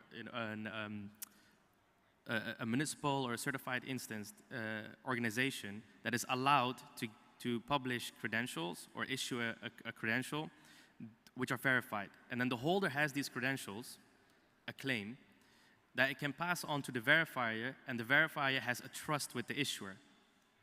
Based on this identity model, Polygon ID has been continuing to build, where you have an identity holder, an issuer, and a verifier, and across the issuer and the verifier, there's trust. And please note it's flip, but that's more or less the blocks. So here's an example. Let's say you're a tourist and a government, and you need to prove that you're vaccinated at the airport. The airport in this case is the verifier, and the tourist is the identity holder. And what the airport wants to verify is, hey, are you vaccinated or not? And the government issues, maybe somewhat familiar, a proof that you are indeed vaccinated. So in this case, the identity holder, in the Polygon ID example, you would need an app. So you can download this app on your phone for Apple and Google, and this is basically at the top where you would have the identity holder, where you would hold certain claims. In the triangle, you need an issuer. So remember, a municipal issues, let's say, an ID for you. In this case, an ID can be replaced with a claim. And if you go to this app issue.polygon.id.me, you can create a claim. For instance, verifying your age, and then this claim can be adopted inside your wallet. Does it start? No.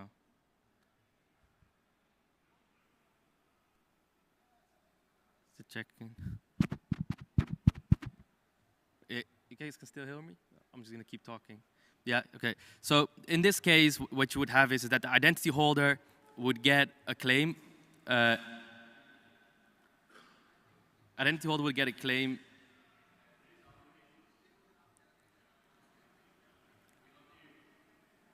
Sorry? Yeah, we can, yeah. So the identity holder can, in this case, would be me. I would have my Polygon ID app, and to the keen eye, the issuer, it couldn't be me. In this case, where you're trying out Polygon ID, you can create the issue yourself. But in this case, the issuer would be, let's say, a government instance that has its own validation process. And then, based on their own validation process, they would say, hey, Raza, you're above 18. And then from there, they would give me a claim that I can, or a QR code that I could claim the fact that I'm 18, and claims would enter my Polygon ID. In this case, you would have a smart contract which resides in an app, which would verify then this claim which is in my wallet. So like this, what you would have is this trust between the issuer and the verifier. So in this case, the issuer, that's the Polygon.issuer.me.id, where you would have the claim creation. It's adopted inside the Polygon ID wallet, and then an app would verify if this claim is true or not. And it could be because only the issuer can create this claim. And I have a video that shows this, but it's not loading.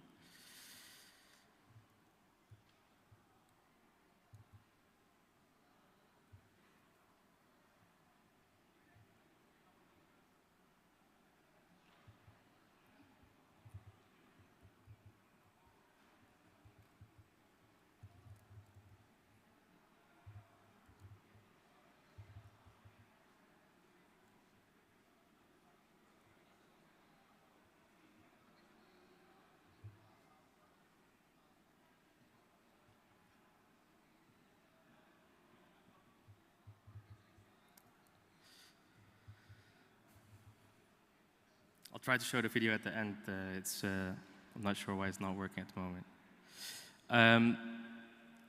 But the way the Polygon ID is based is user-centric proof and system, where you have all interactions private by default. So you have an ID app which holds your claims.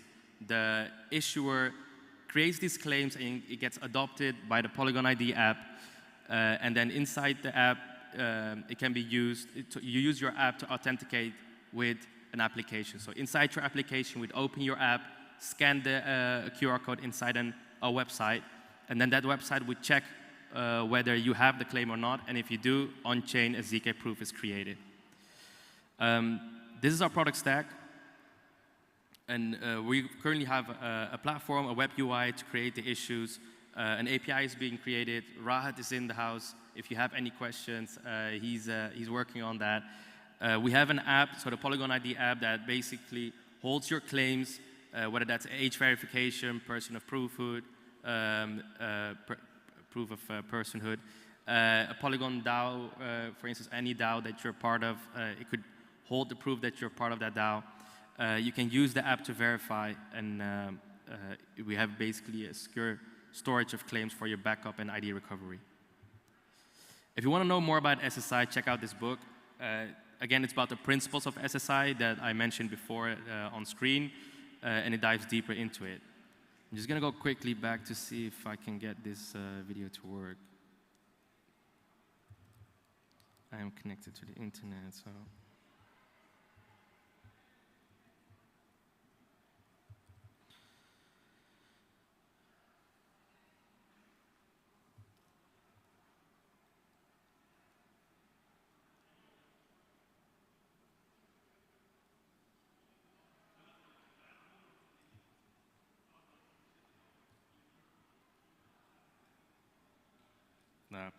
Feel free to approach me after this presentation if we want to see this video. But yeah, that was it. Thank you very much.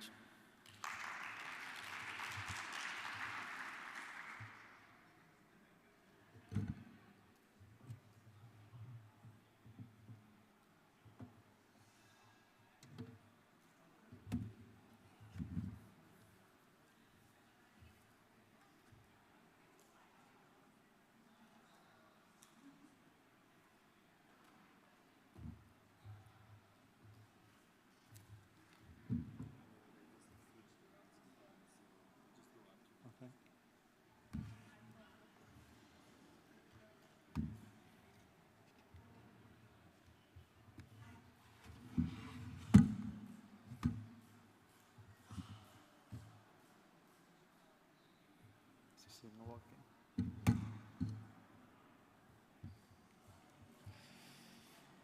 Cool. Okay, can you guys hear me? Okay, so my name is Mirko Garozzo. I'm a senior engineer at MetaMask. One of the most requested features for a wallet is the support for non-EVM chains. Like, better. Okay, my name is Mirko. I'm a senior engineer at MetaMask. One of the most requested features for a wallet is support for non-EVM chains like Bitcoin, Solana, etc. For a number of reasons, we never integrated this into our wallet natively, mainly around the key management, which obviously is very different between Ethereum and Bitcoin, and also the support for these networks, and the fact that historically we've always been very close to the Ethereum ecosystem. However, we'd like to show you that there is indeed a way to access the chains using something called snaps. Not sure if you saw the booth over there, but for you, those of you that don't know what snaps is, it's basically an ecosystem of plugins that can live on top of MetaMask to extend the functionality of it. For us, snaps is the most important feature in our roadmap, and we also think for the future Web3 development in general. So what can a developer do by building a snap? So some of the features that the snaps can extend in MetaMask is something like derive BIP32 key pair, which is probably you might know it as the Bitcoin HD wallet proposal, or BIP44. You can store and manage the data on the user device. You can add the transaction inside and much more. We have an entire set of new API that can be used when you build a snap. So some example on non-EVM chain that we access, and that at the moment there is a snap working for it, is Bitcoin, as I mentioned before, R-Wave, which was built by the guys at Pianity, Algorand Snap, Filecoin Snap. There is one for Starknet, one for Ripple, and probably a bunch of others. If I just added a QR code in here, which you can scan and kind of look our documentation, and there is a few of these examples listed in there as well. What I will show you today is the Bitcoin Snap. Okay, before I do that, there is a warning that to give you. So at the moment, the Snaps is only accessible through Flask. What Flask is just a canary release on MetaMask. So it's everything that happens in Flask is basically hidden behind a build flag. So it's just a development environment, pretty much. So, okay, let's do this. So this is the Bitcoin Snap itself. So I will go on and turn my MetaMask Flask on.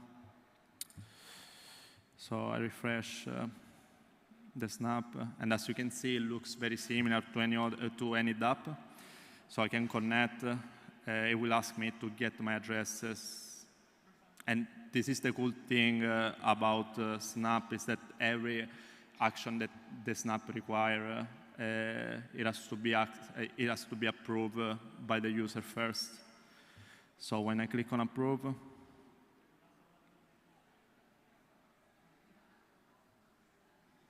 this should connect.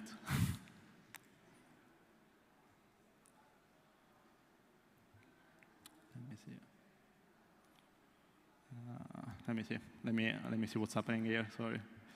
Okay, my net. I'll try again. So we'll click on approve. Okay, so this is connecting. So as you see, this is a real Bitcoin wallet. So I can send funds. Obviously, my fund right now it's rather low, but I can also receive. And when I go and receive, you'll see that there is an actual address. And if I copy and paste this in BitC Explorer, you will see that this is a real Bitcoin address that can be used to send and receive Bitcoins. There is another bunch of functionality around this, like if I go to settings, I can switch between mainnet and testnet, I can change the address type, etc. I will also show the Filecoin snap real quick. This was one of the first snaps that was created, and one that we usually like to show.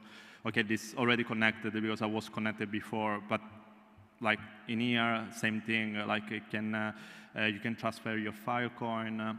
I can also sign some custom message in here, so I can write "Hello World."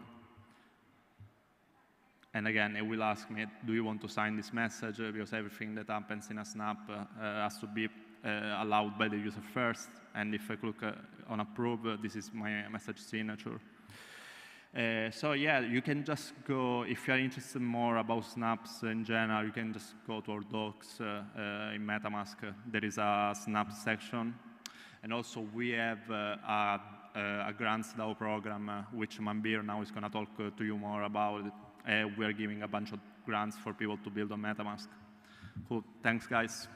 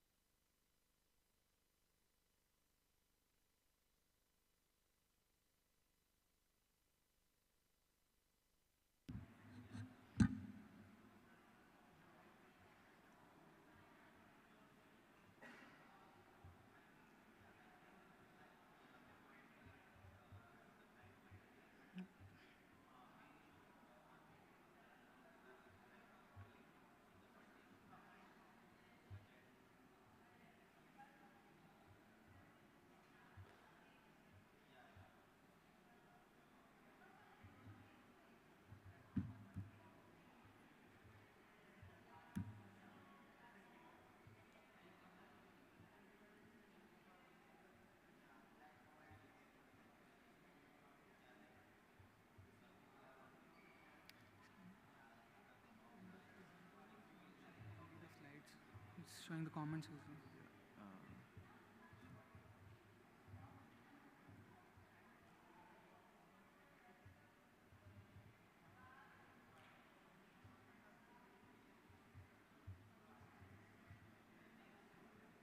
Why is it not pressing?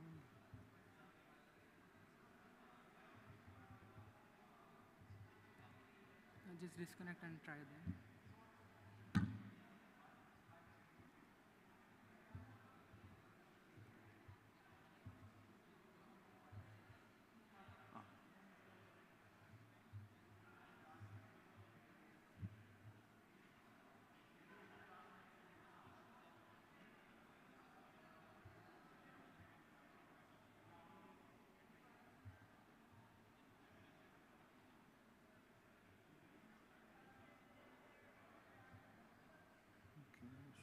Can I take some other laptop then?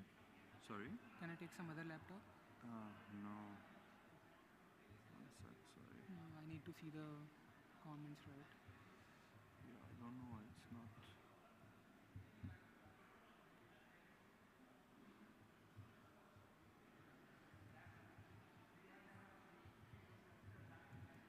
I should not. I'm sure I'm not seeing it here now.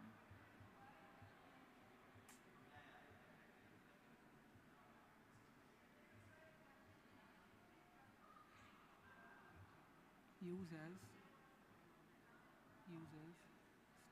stop menu. Okay.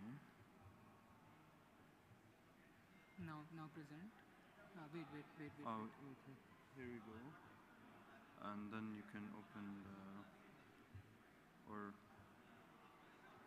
Wait, click on back. yeah.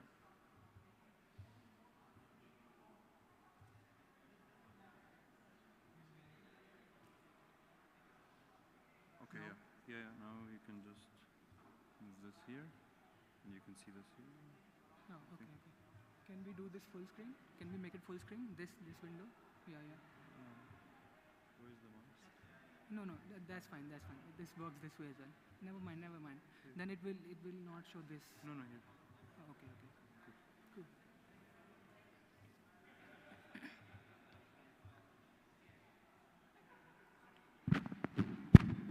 All right. Well, hello everyone. I hope you've been enjoying the conference so far. My name is Manbir, and I'm a community manager for MetaMask at Consensus. And today I'll be talking about the MetaMask Grants DAO. To get started, Consensus is dedicated to building a more open, empowering, and decentralized world. That's what motivates everyone in the company, including everyone at MetaMask. We all want to build products and systems that are just as open, decentralized, and permissionless as the world we are helping to shape. So we are putting our money where our mouths are, quite literally, and giving back to the community.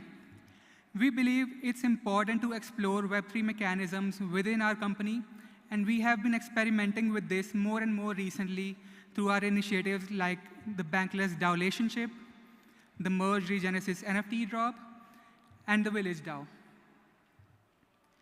Making MetaMask the most extensible wallet in the world requires decentralizing efforts to build this out. Not only this will accelerate growth for crypto-comfortable users, but this will also boost adoption for crypto-curious individuals that will have more paths to explore. We believe the next step in the process is the MetaMask Grants DAO. MetaMask Grants DAO is an employee-driven, consensus-funded DAO that issues grants to developers building impactful experiences within the MetaMask ecosystem. We seek to support developers across the community to be able to nimbly build on top of the MetaMask ecosystem while empowering employees to embrace Web3 mechanisms and contribute as one consensus. Some foundational pieces of the DAO. Employee-led DAO. This would be the heart of the DAO made up of full-time consensus employees, but we're looking to decentralize over time and add external contributors as well. The leadership committee, which will consist of head of the DAO made up of 7 individuals responsible for finding high-potential projects, creating governance proposals, updating external content, gathering feedback on the DAO, driving improvements to the DAO, and queuing multi-sig transactions. In the event a member of the consensus committee leaves, the remaining members of the committee may fill that seat by majority vote of the remaining members on a new member.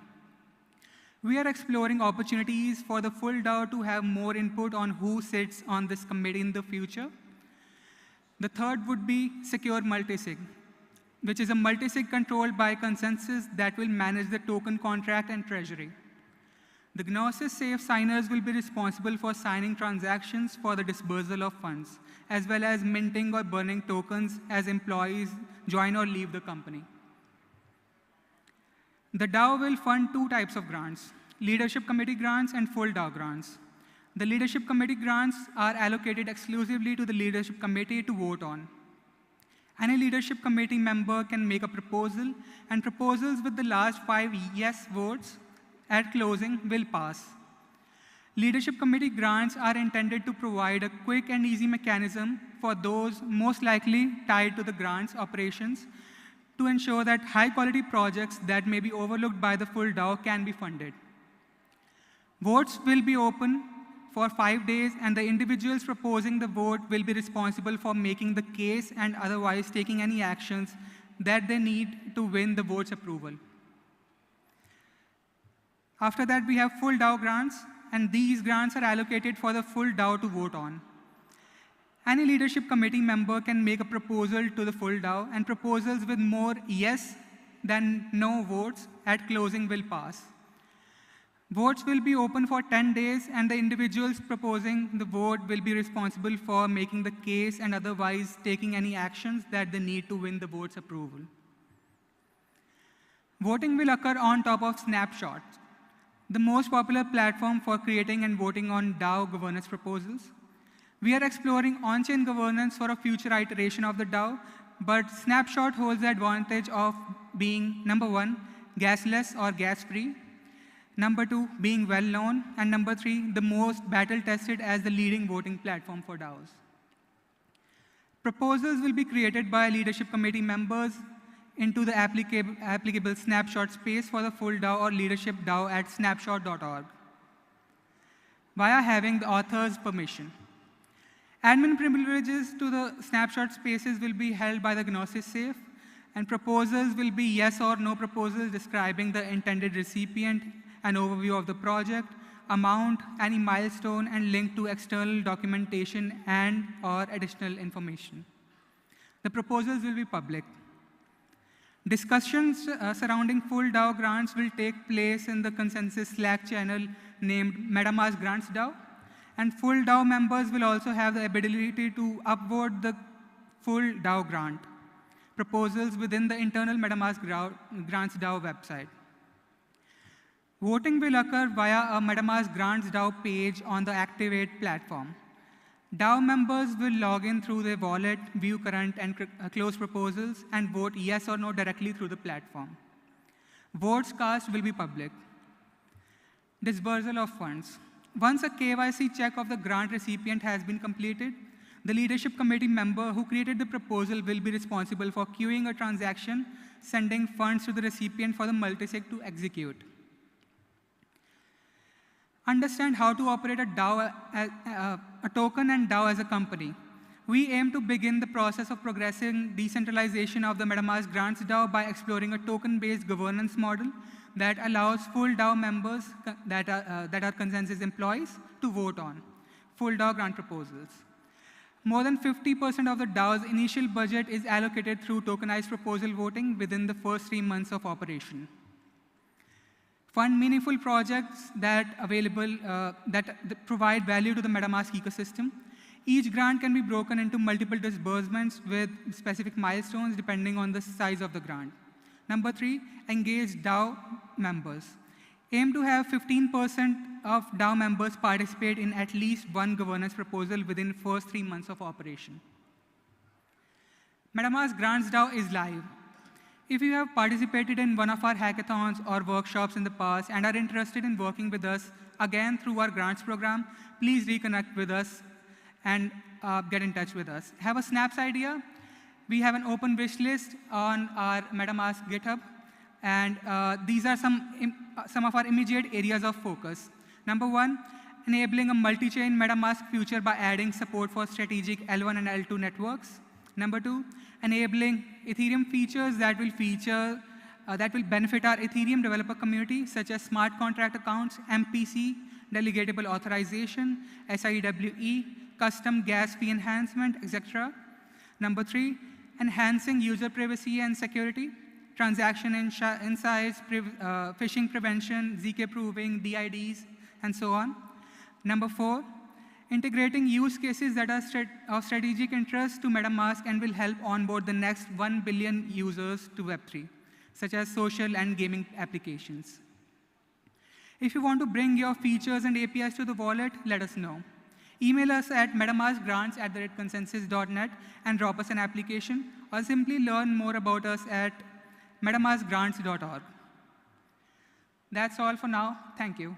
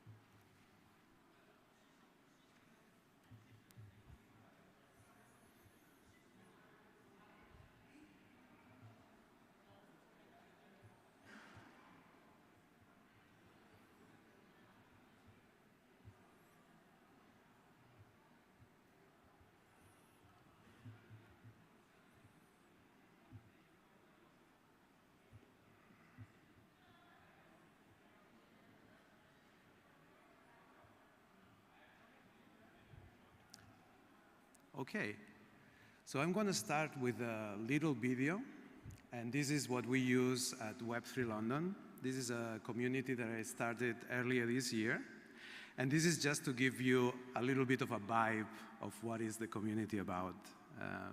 It may get noisy, so let's play the video.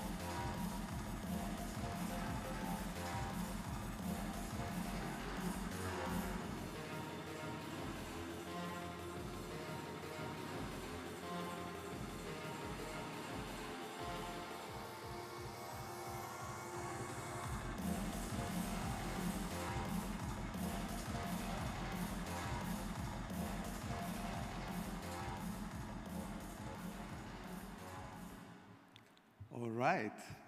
Well, this is what all the attendees watch before we start the meetup.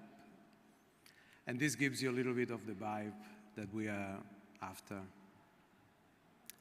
All right. So this is from 0 to 10,000 followers.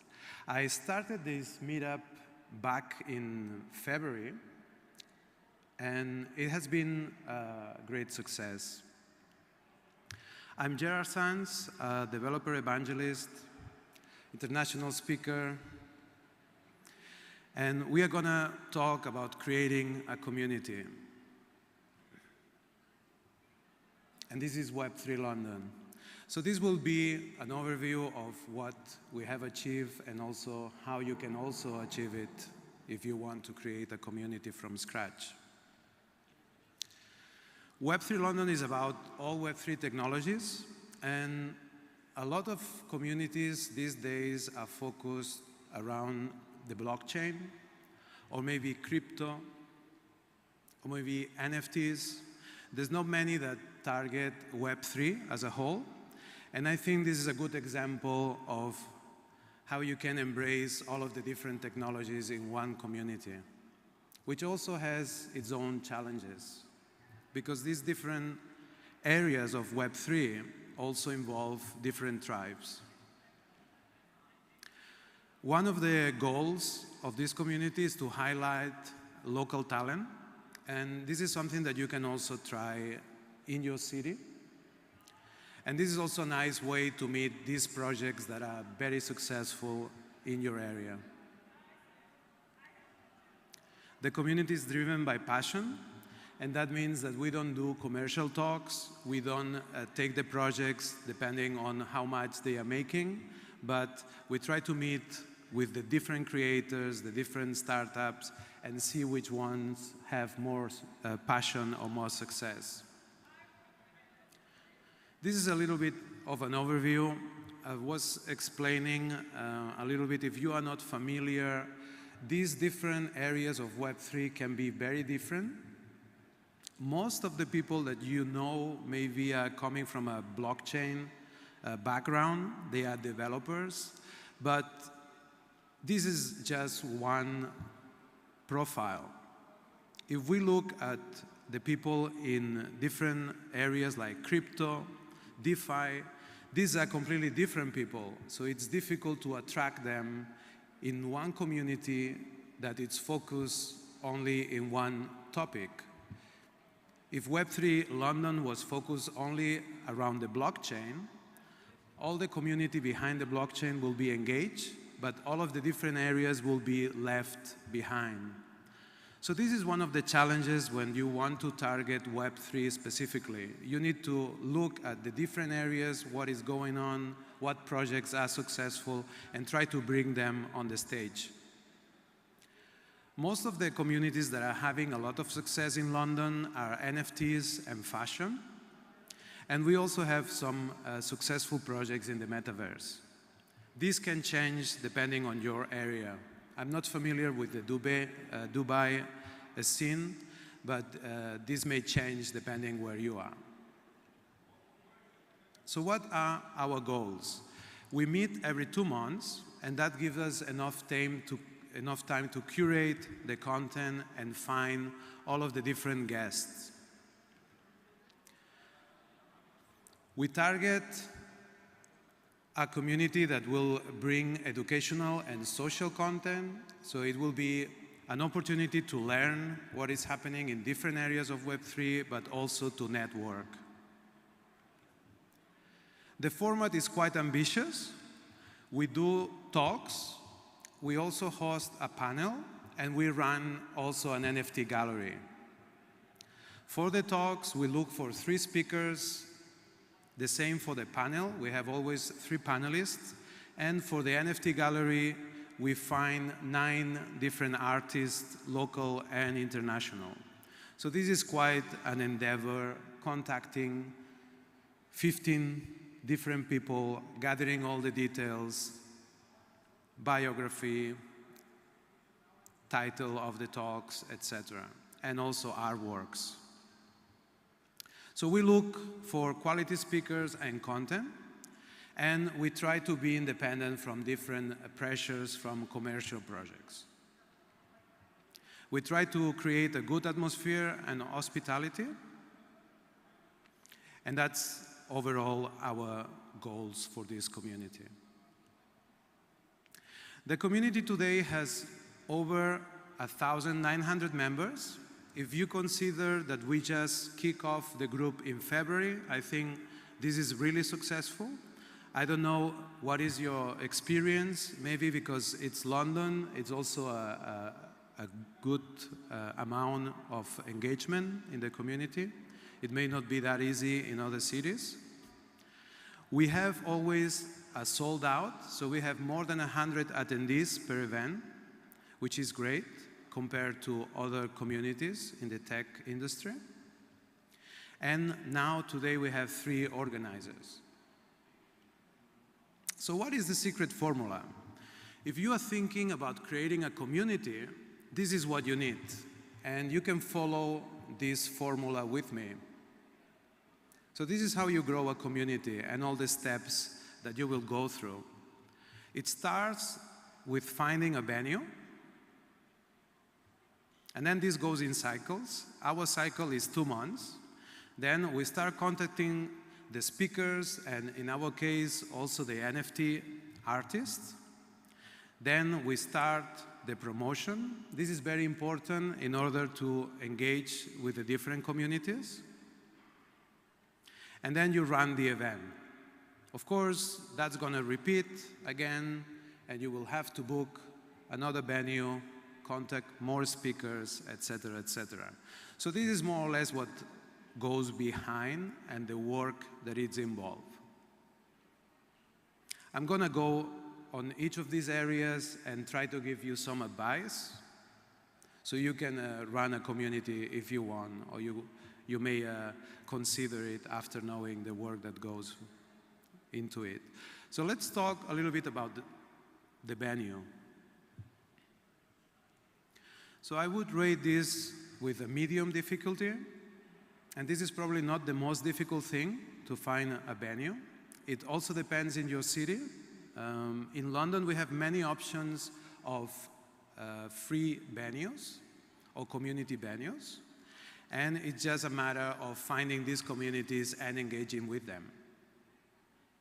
In our case, we host our events at Microsoft Reactor, and you probably have similar venues here in Dubai. One of the main things to consider is the location. You want the venue to be comfortable and that gathers the most number of people. If you find a location that it's maybe too far away from the city center, you may engage with less people, which can also make your group struggle. One of the things to consider is how the check-in and security is going to work. For a volume of my community that is more than 100 people per event, that can give you some trouble. So you need to consider what will be the security in the venue and what steps you will have to go through in order for them to run your event. Sometimes they ask for the guest list in a day in advance, so you will have to prepare that for your events. Of course, there's the technical setup. You also need to check that everything is working. When you host the event at a venue like Microsoft Reactor, most of this weight is lifted from you, so you can be more comfortable running your event. Sometimes, if you have a budget, you can also take care of catering, but that's also another task that you need to consider. And then, of course, there's the setup of the space, the cleaning, and all this needs to be into consideration. Again, if you run your events at a venue like Microsoft Reactor, which is a community venue, they take care of a lot of this. But if you have to hire a venue specifically for your event, you will have to deal with these small details yourself. This is our venue in London. It's pretty cool. This is a Microsoft Reactor. And you can find an office like this, maybe from other companies, and that's probably the best option that I would recommend you to use. So let's move into speakers. How I gather new speakers, how I reach out to them, and how you manage this. So I would say that this is the most difficult task of organizing a community. And the main issue is finding good speakers. Where do you find speakers? How do you make them open a slot in their agendas? The best speakers, they are really busy and they will never go to your meetup. That's something you have to realize.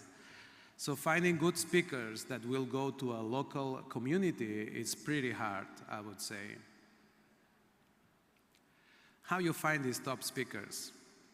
Well, I found that what works best is founders, entrepreneurs, startups. These people are always available and they will be first. So that's also where you can find your speakers. Reach out to founders.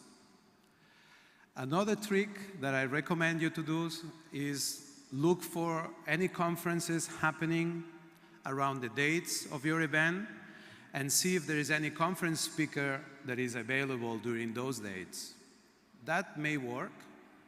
Usually speakers love to speak, so they may be excited to join your community. Another way to reach out to good speakers is using the venue. In our case, Microsoft Reactor, because they run a lot of events, you can also get hold of other speakers speaking there, or maybe sponsors. That's a tricky way to get speakers, because usually sponsors will like to talk about their projects, and maybe you are not so interested in those projects. So that's something you need to consider. This is one of probably the top speakers that we have discovered during this year. And this is a 13 years old that created a PFP project in London last summer break of the school. And he made over $5 million.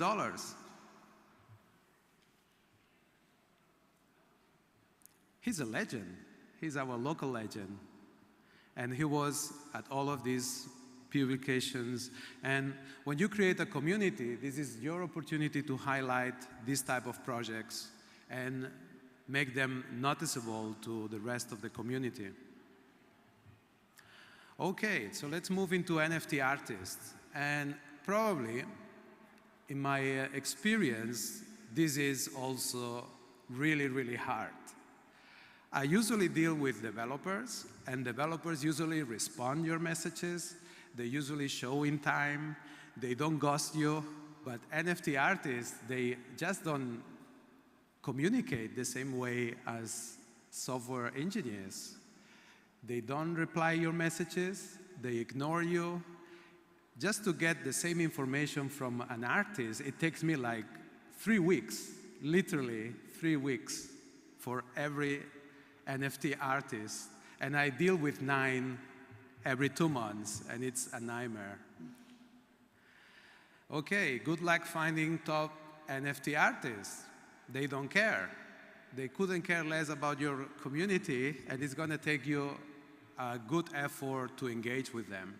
That's probably the most hard task that I found in my experience. The way I find them is social media. That's the truth. And you need to be prepared for chaos. I give up in a lot of things while trying to deal with NFT artists. I think I come a whole circle now. But yeah, it's difficult. It's difficult. And what works best is to tell NFT artists to reach to their own networks, and that works pretty well. That works much easier than me trying to cold call someone or send a DM on Twitter. So these are some artworks, and you can see that there's different styles. I think when curating NFT gallery, you should look for variety. So there's illustration, there's classic art, there's 3D animations, there's also walls, 3D walls, more like the metaverse. And most of the artists are incredible people. They just don't communicate the same as developers. All right. Something very important when creating a community is dealing with promotion. And a lot of people, I guess developers, they don't understand how promotion works. They think that promotion is a spam, but it's not spam. You are sharing the information and the details of your event.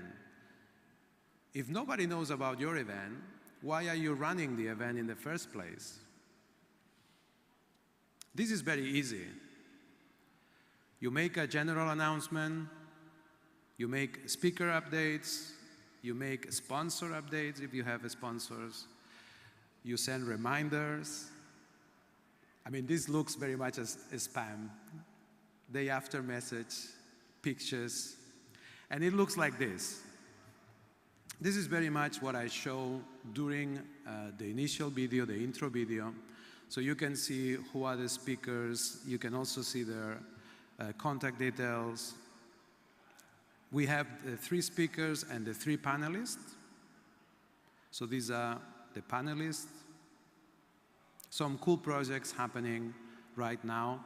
These are the information details for the event next Tuesday. So this is the information for the coming event. And we also do promotions on Instagram. So this is a video promotion, and it has some sound.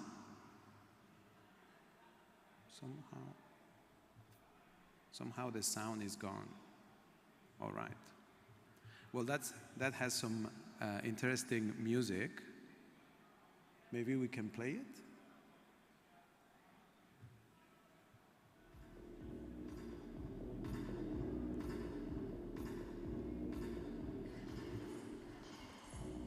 As you can see, we spent some time in our assets.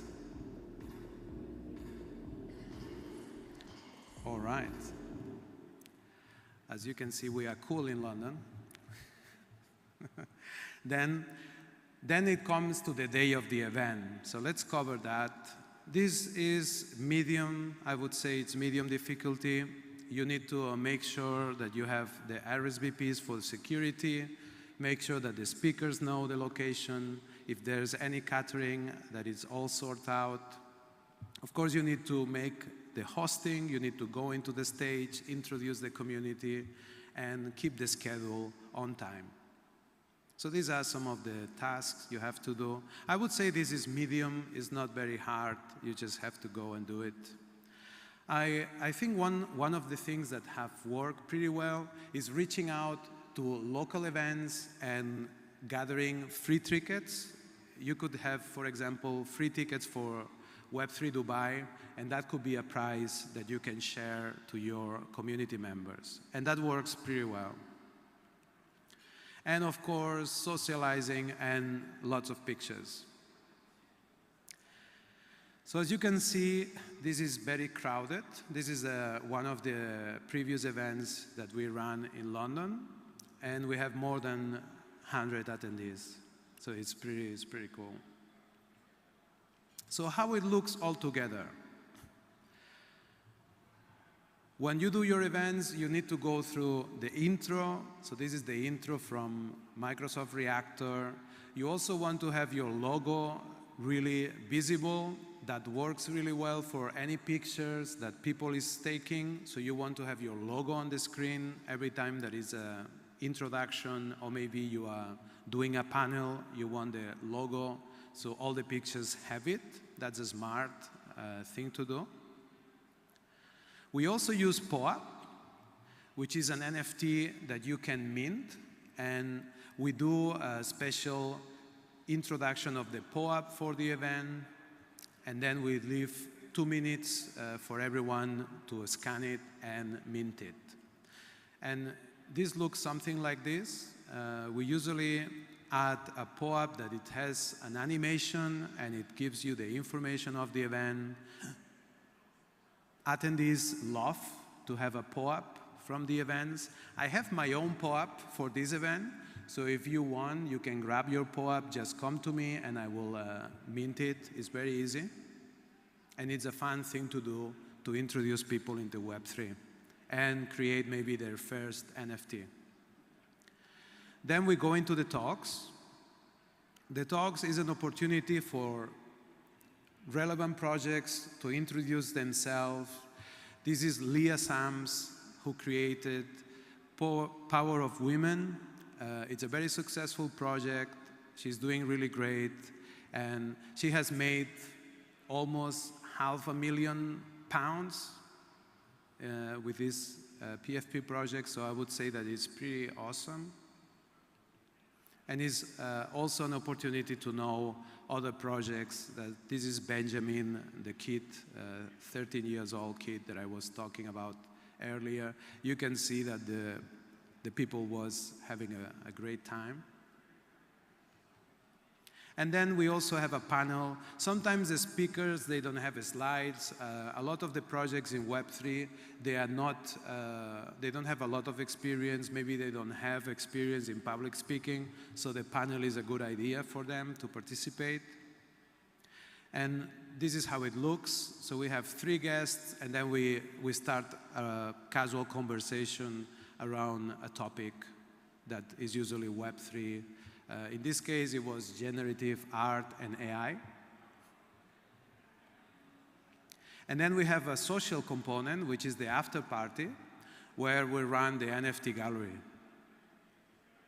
So this looks more or less like this. We have a DJ, live DJ. We have a massive screen where we display the artworks and also the biography of the different artists. And people can have drinks and network. Some more pictures. This is also a time for artists to take a picture with their art and also get some social proof so they can show to their fans.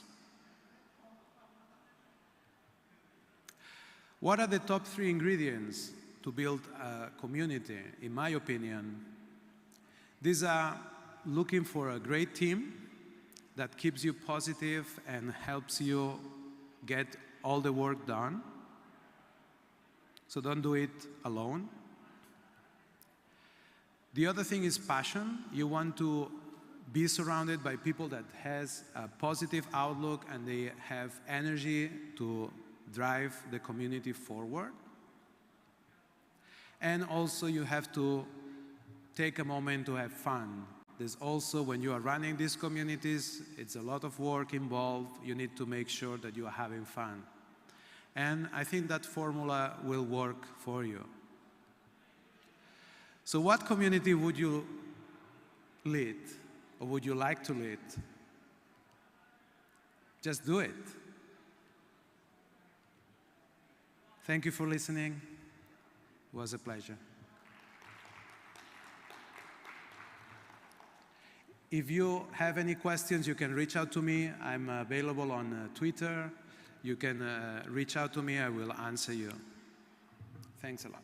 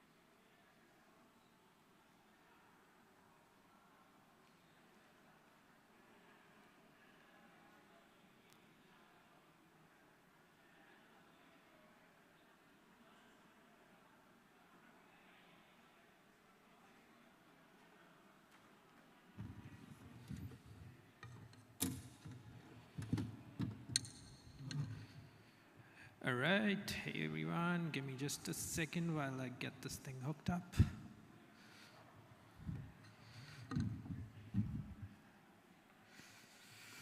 Ooh.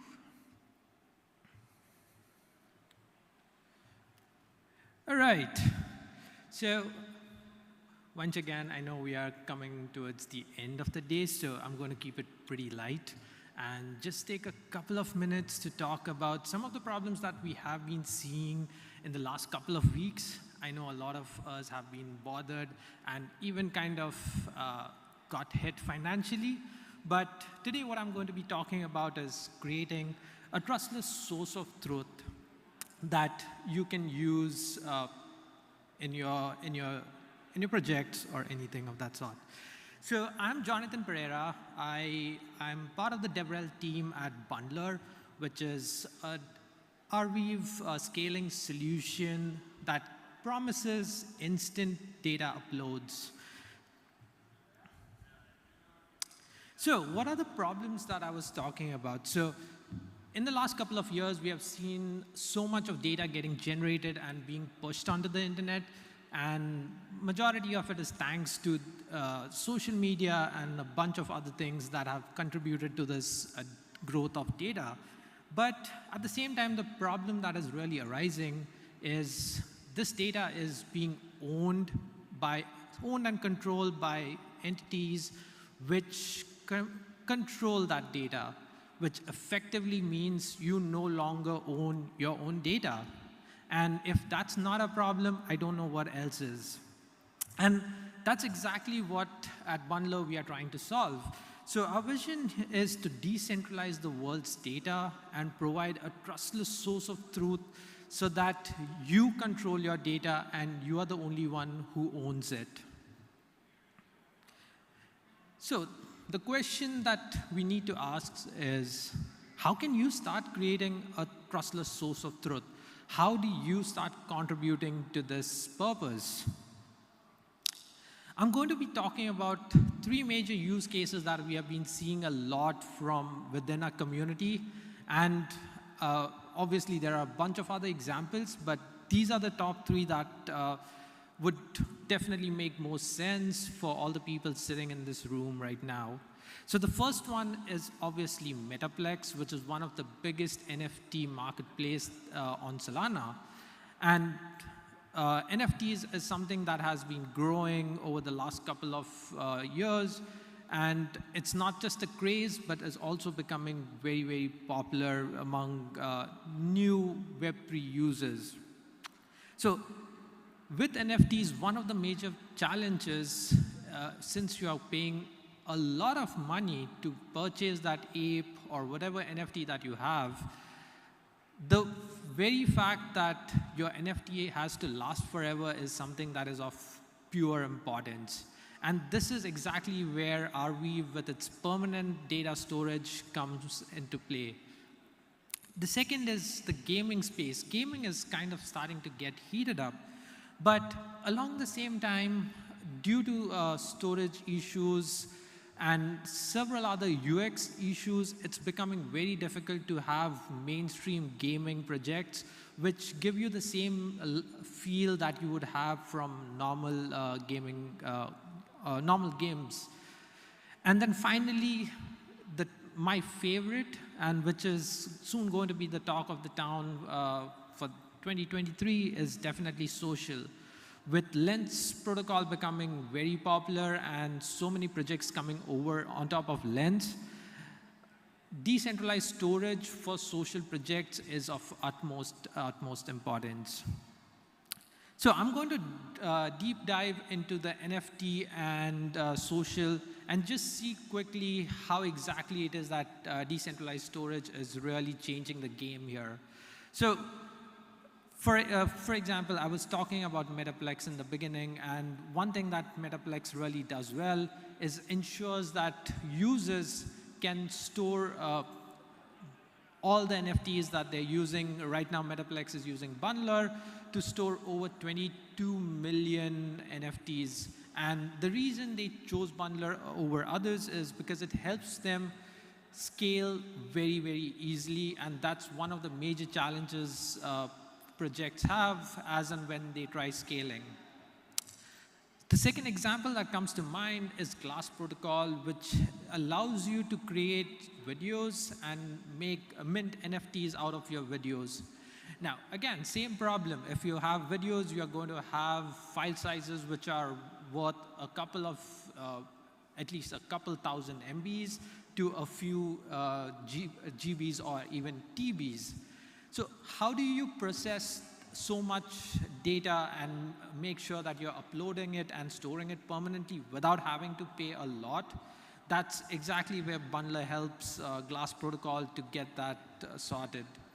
And finally, a gaming company called Nyan Heroes uses Bundler and Arweave to kind of get all of the latest updates or the artifacts that the users are upgrading with and making sure that it's stored permanently. I don't even have to talk about social, but I'm going to quickly talk about Orb, which is one of the most popular one. If people are still waiting for invites on Orb, please feel free to reach out and we'll try to get you onboarded. But the thing with Orb is we want to make sure that the whole point of decentralized social media is how do you make sure that you are not only given control over what you're posting, and this is something that Nader was talking about in his session about Lens protocol. Orb takes it one step further with using the storage which is purely decentralized, but also which allows the user to control all the information and data that they upload. It brings back the control and gives it back to the user. Same with LensTube, which is YouTube for Web3.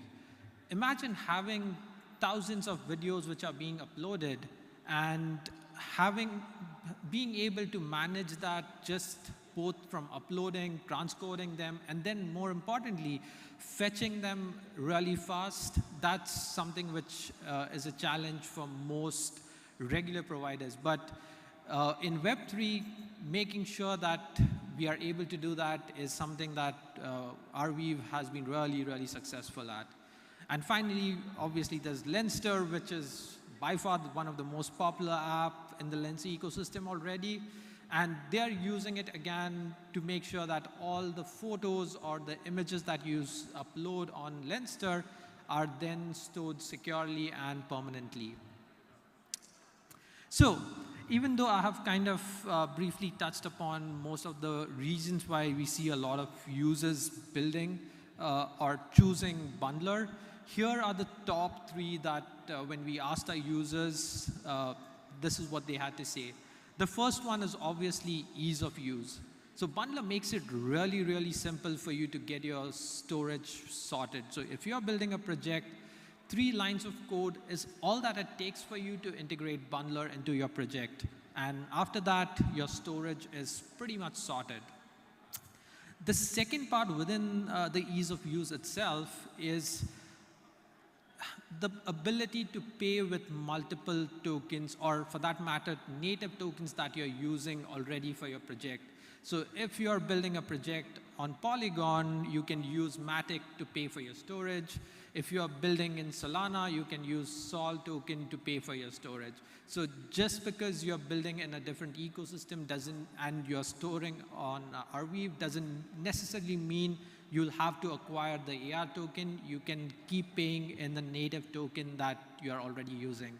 So currently, Bundler supports 14 currencies, which include all the major and the popular ones, including Ethereum, Solana, Matic, and also the more recent ones like Aptos, which we recently integrated with. Coming to performance, and this is where things get really interesting. So the general transaction finality time on Bundler that we have seen is always below 50 milliseconds. And that makes it the fastest solution on Arweave to upload your data. Coming to scalability, we have been seeing close to 340 million transactions, which means that Bundler currently accounts for close to 90% of all the transactions that are happening on Arweave. All right. So currently, Bundler is an infinitely scalable, performant, and composable data network. But what we are building towards is providing the abilities to offer privacy, compute, and also curation. One such thing that we are currently actively working on is a temporary storage solution called Preweave, which has the ability to provide temporary storage, but with the ability to make it permanent using Arweave. So I would love to invite you all to be part of this revolution. And it's not just us that are going to do this. We need developers and builders like you. So if you want to be part of this revolution, how can you contribute? You can start by building today. Here are a couple of examples that you can see from. So here is an example from our friends at Lens Protocol, which shows how you can use Bundler and Arweave in a social dApp. A teammate of mine, Luke, has created this amazing NFT collection and has a guide about how you can use Bundler to create your NFT collection.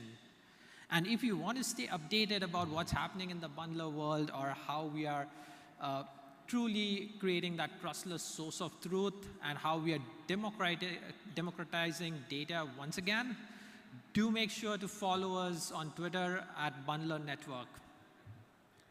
And with that, I would love to open it up for any questions. Happy to answer any queries. I'll be around. Feel free to reach out. Thank you so much.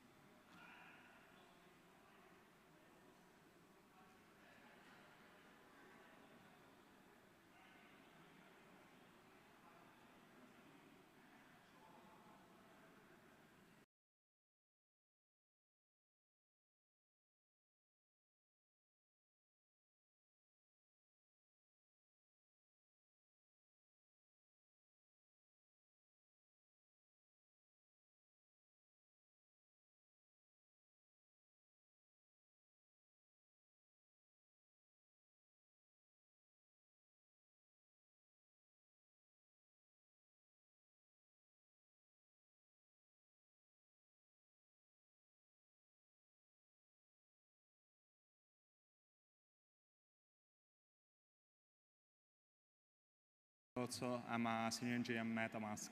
One of the most requested features for a wallet is the support for non-EVM chains. Like, better. Okay, my name is Mirko. I'm a senior engineer at MetaMask. One of the most requested features for a wallet is support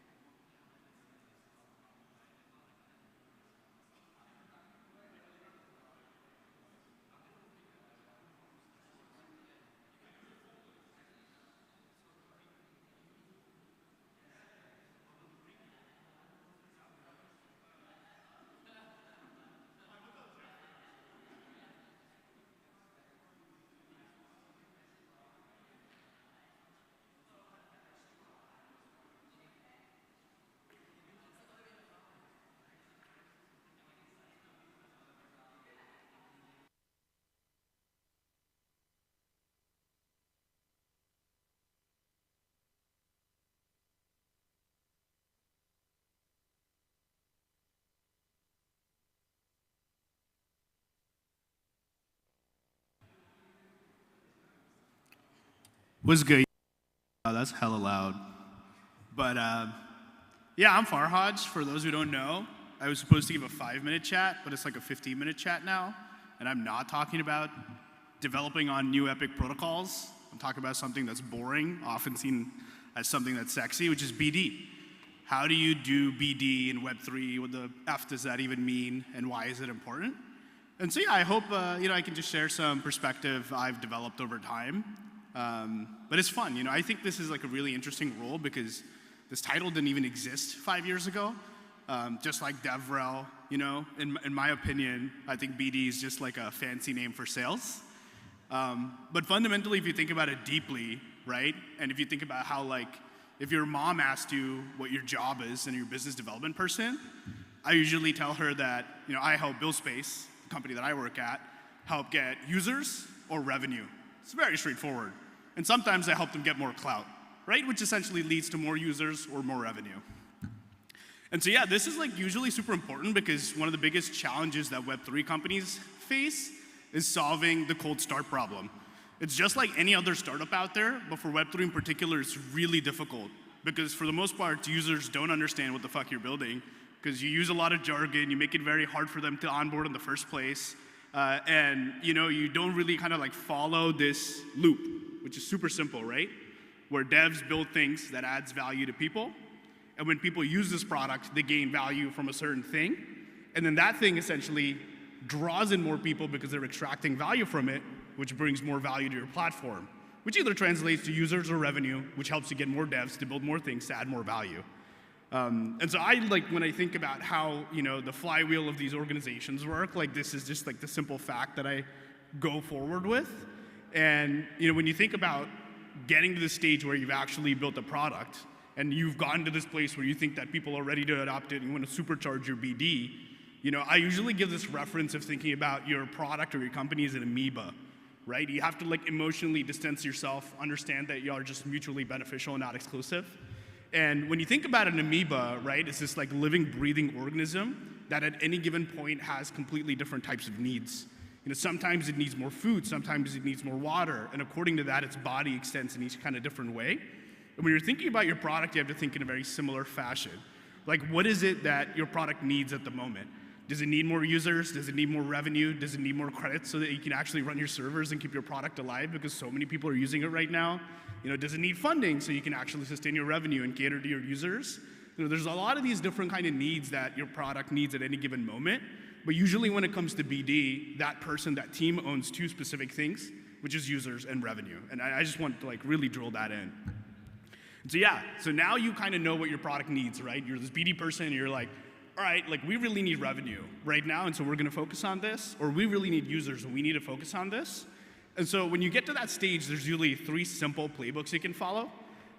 So the first one, which is what we do, and I misspelled it here, but it's very deep integrations and creating super fans. It's where you find partners that have a very mutually beneficial scenario, and you focus on that entirely, and in the process, you create super fans who are the biggest adopters of this new thing that you create. Second thing, I call it the Pokédex. It's where you build your brand by collecting as many logos as possible. And so it just solves the cold start problem a little bit because people get curious about what you're building. And if you build a good enough CTA on your website, you can convert some people to customers and users and kind of use this playbook to run it dry. Third one, I call it the integration maxi for really technically capable teams that have a core product, where you can build a lot of integrations. This is amazing because you can find other products out there and create more utility for their products and their ecosystems by doing a bunch of integrations. And by adding a ton of integrations, you essentially get more users, give more utility, and this flywheel starts spinning really hard. So, yeah, I just like this image, so I put that there. I've been messing around with Stable Diffusion a lot. And I think when you start to evolve into really understanding what your company or product needs as a business development person, it's you're looking into this invisible portal in front of you. You don't know where you're gonna go. But yeah, I'm just gonna talk a little bit about our personal experience as BuildSpace. For us to get our first 500 users, and for some context, what BuildSpace is very simple. We create content that help developers explore new technologies, and we do that by helping them build products and learn by building products. So if you're a Web2 dev who wants to break into Web3, boom, in 8 to 10 hours, we help you get off localhost, build a product that you can show off to your friends and get users, right? So that's our thesis. When we came up with that thesis, we were like, wow, before anything really exists here, let's ship something as soon as possible and get our first 500 users, because that starts spinning the flywheel. So we literally did hand-to-hand combat. We scraped an entire Google sheet with 150 university clubs. We manually reached out to each one of them, spent time onboarding kind of the key person that we saw at each one of these organizations, and got to 500 users. And then we just started to do something that was super interesting, which took us to our first 5,000 users, right? We found the content market fit, as we called it, where people actually ended up completing it at a significantly higher completion rate than any MOOC that existed in market. MOOCs had 6% completion rate. We were seeing 25%. And a lot of the people that were doing these projects were telling their friends. And we just kind of followed those tailwinds. Some people earned an NFT and kind of posted on Twitter, so we made a product around that. Some people wanted to invite their friends, so we made the invite flow really easy. Some people wanted the content to be completely open source, so we decided to do that by default because they could fork it and bring more people into our ecosystem. And then we really indexed on building out community in the early days by just doing something simple, right? Live onboarding events for new people who come into our ecosystem that they can immediately subscribe to on the first day. High-level engagement in Discord and Twitter. And then finally, a self-serve product where they never needed to see our face to ever get value from it. And once we started doing that, we started to see, I think in our first month and a half to 2, we got to about 5,000 users. And then we entered the next kind of mountain we had to climb, which is how do we get to 50,000 users? And over there, we essentially found out that our formula worked, right? We essentially kind of deployed this high engagement tactic and strategy. We stopped spending time on university clubs because we were getting all this organic inbound adoption. And we started focusing on creating content because we just figured out, make epic content, more people talk about it on socials, more users. That was the formula, right? So we spent time with our users to understand what they wanted to learn and started shipping that shit as fast as possible. And so yeah, at that point, I think about 4.5 months into our journey, we got to 50,000 users. And it sounds so simple here because it really was. That's all we did. And once we got there, right, we got the first kind of part of our BD equation solved, right? We had 50,000 plus devs who loved building. And on the other side, we had protocols who were just kind of building out their ecosystem. And a big part of that was getting devs to create apps to bring more users, to bring more money to the ecosystem. And we had the devs. So we were like, okay, well, protocols exist out there that want to solve this problem. Let's find the key decision makers there, who are at the time developer relations folks, and let's work with them to get more money for us to make content faster, scale it, maintain it, make it more open source, and go at this. And so it was a really fun kind of experience. We're at about almost 150,000 members now. I think we're about a year and some months old. And we got to a place to where we saw our content market fit, we built some amazing content, we were like, okay, what's next, right? And yeah, this is another image that I really like. I don't know, vibes are pretty immaculate. This one was on Midjourney. But when we got to that point, we had to essentially redefine our thesis for BD. And when we thought about it a lot, I think it came down to 3 simple, underrated things, right? The first thing is what I call mutually beneficial distribution. So in this case, I give 3 examples. One was our partnership with Super Team, which is this organization that does a lot of evangelizing for Solana developers in India. We worked with this hilarious creator who did the roadie show and did a drop. And within 25 hours, I think we got 500,000 impressions, close to 6,000 signups. And people who were so jazzed up and excited into our ecosystem coming in that we wouldn't have been able to do any other way. Another really good example is Reddit and Polygon partnership. 3 million unique NFTs, right, done in a kind of Web2 native onboarding way that wouldn't have been able to have happened in any other way. That was a mutually kind of beneficial distribution related partnership. And the final one that I put here is Orb. Lens protocol is this amazing social protocol that's growing so fast. Now, there was just here some time ago. But Orb wanted to figure out a home for the social product that they wanted to build. And then they saw that Lens was an amazing opportunity, and Lens wanted to attract more devs who came in and built amazing apps that people could kind of gather around. So that was an example of a really good mutually beneficial distribution-oriented partnership. And I love this meme because it very simply explains what it should look like. It's this guy just saying, hey, partner, I want users and you receive utility, so let's do something about it. Or hey, I need revenue and you need users, so let's do something about it. Or hey, I need users and you want a Fire integration to add more value to your users, so let's do something about it. So it's that simple, but I think the challenge that I put to companies is not to be very gratuitous with how many people you partner with. Find people that can be a high-value partner that you spend a lot of time with together to actually drive meaningful conversion to your ecosystem. Second underrated thing, which seems so simple to engineer but is actually really difficult to execute on, is viral loops and socials encouraging net positive user behavior. I think one of the coolest things that we learned, we interviewed almost 500 users at one point, and we're just asking them what was it about Buildspace that gave you this kind of relentless excitement about what we did? And out of them, almost 400 people said that when they first tweeted an NFT or they tweeted anything around Buildspace, they had 25, 30, 40 likes and people commenting and made friends in a short amount of time. And to a lot of us, it might not seem like a big deal, but to a person that's kind of on their own exploring and navigating these waters, finding community and getting social proof in a very quick burst can be a very long-lasting experience that turns them into super fans. So I think a lot of times, figuring out how to leverage these social platforms where your users don't necessarily have clout yet, right? And engineering ways to turn things that they do into net positive user behavior is an amazingly powerful strategy. And we do this within just our courses, right? When you sign up, we make you tweet out what you're building with really good copy, that we kind of created ourselves, that is guaranteed to at least get you 5 to 20 likes and people interacting with it, including our team ourselves. I respond to almost 120 tweets a day, just being whoa, welcome, do this, do that. And what it really creates is it just adds more virality at the top level that drives more people to your ecosystem. One tool that I really recommend is if you don't want to put in that kind of work is Zoo Tools. They've built a Web3 native growth tool, which is just a type form on steroids. They're really amazing. Another really good example of a well-executed kind of viral loop is this kind of waitlist philosophy where you give people value in crumbs. So Alchemy did a great job with their Alchemy University. I think they got 70,000 applications, and 25% of them got accepted, and they had a town hall of 1,000 people in a very short amount of time. So viral loops can be super beneficial, and I think it's always good to start with them and continue to execute on them and provide value, create value for your users. The third underrated thing is what I call reputation by proxy, or the cosign. When you get an incumbent to essentially onboard to your ecosystem, not in a BS way, genuinely adopt your technology and build something really cool with it, is often a very quick way to get noticed by people who are very important, right? To help you kind of create more of those scenarios. So the Nike Polygon partnership is, of course, an amazing example among many.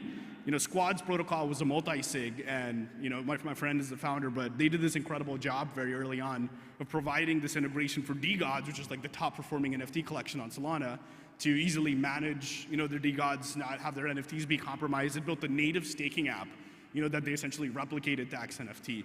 And so yeah, reputation by proxy is amazing, but you have to be very careful here by making sure you intentionally choose the partners who you're essentially willing to vouch for too, and make sure that they're actually using and integrating your product.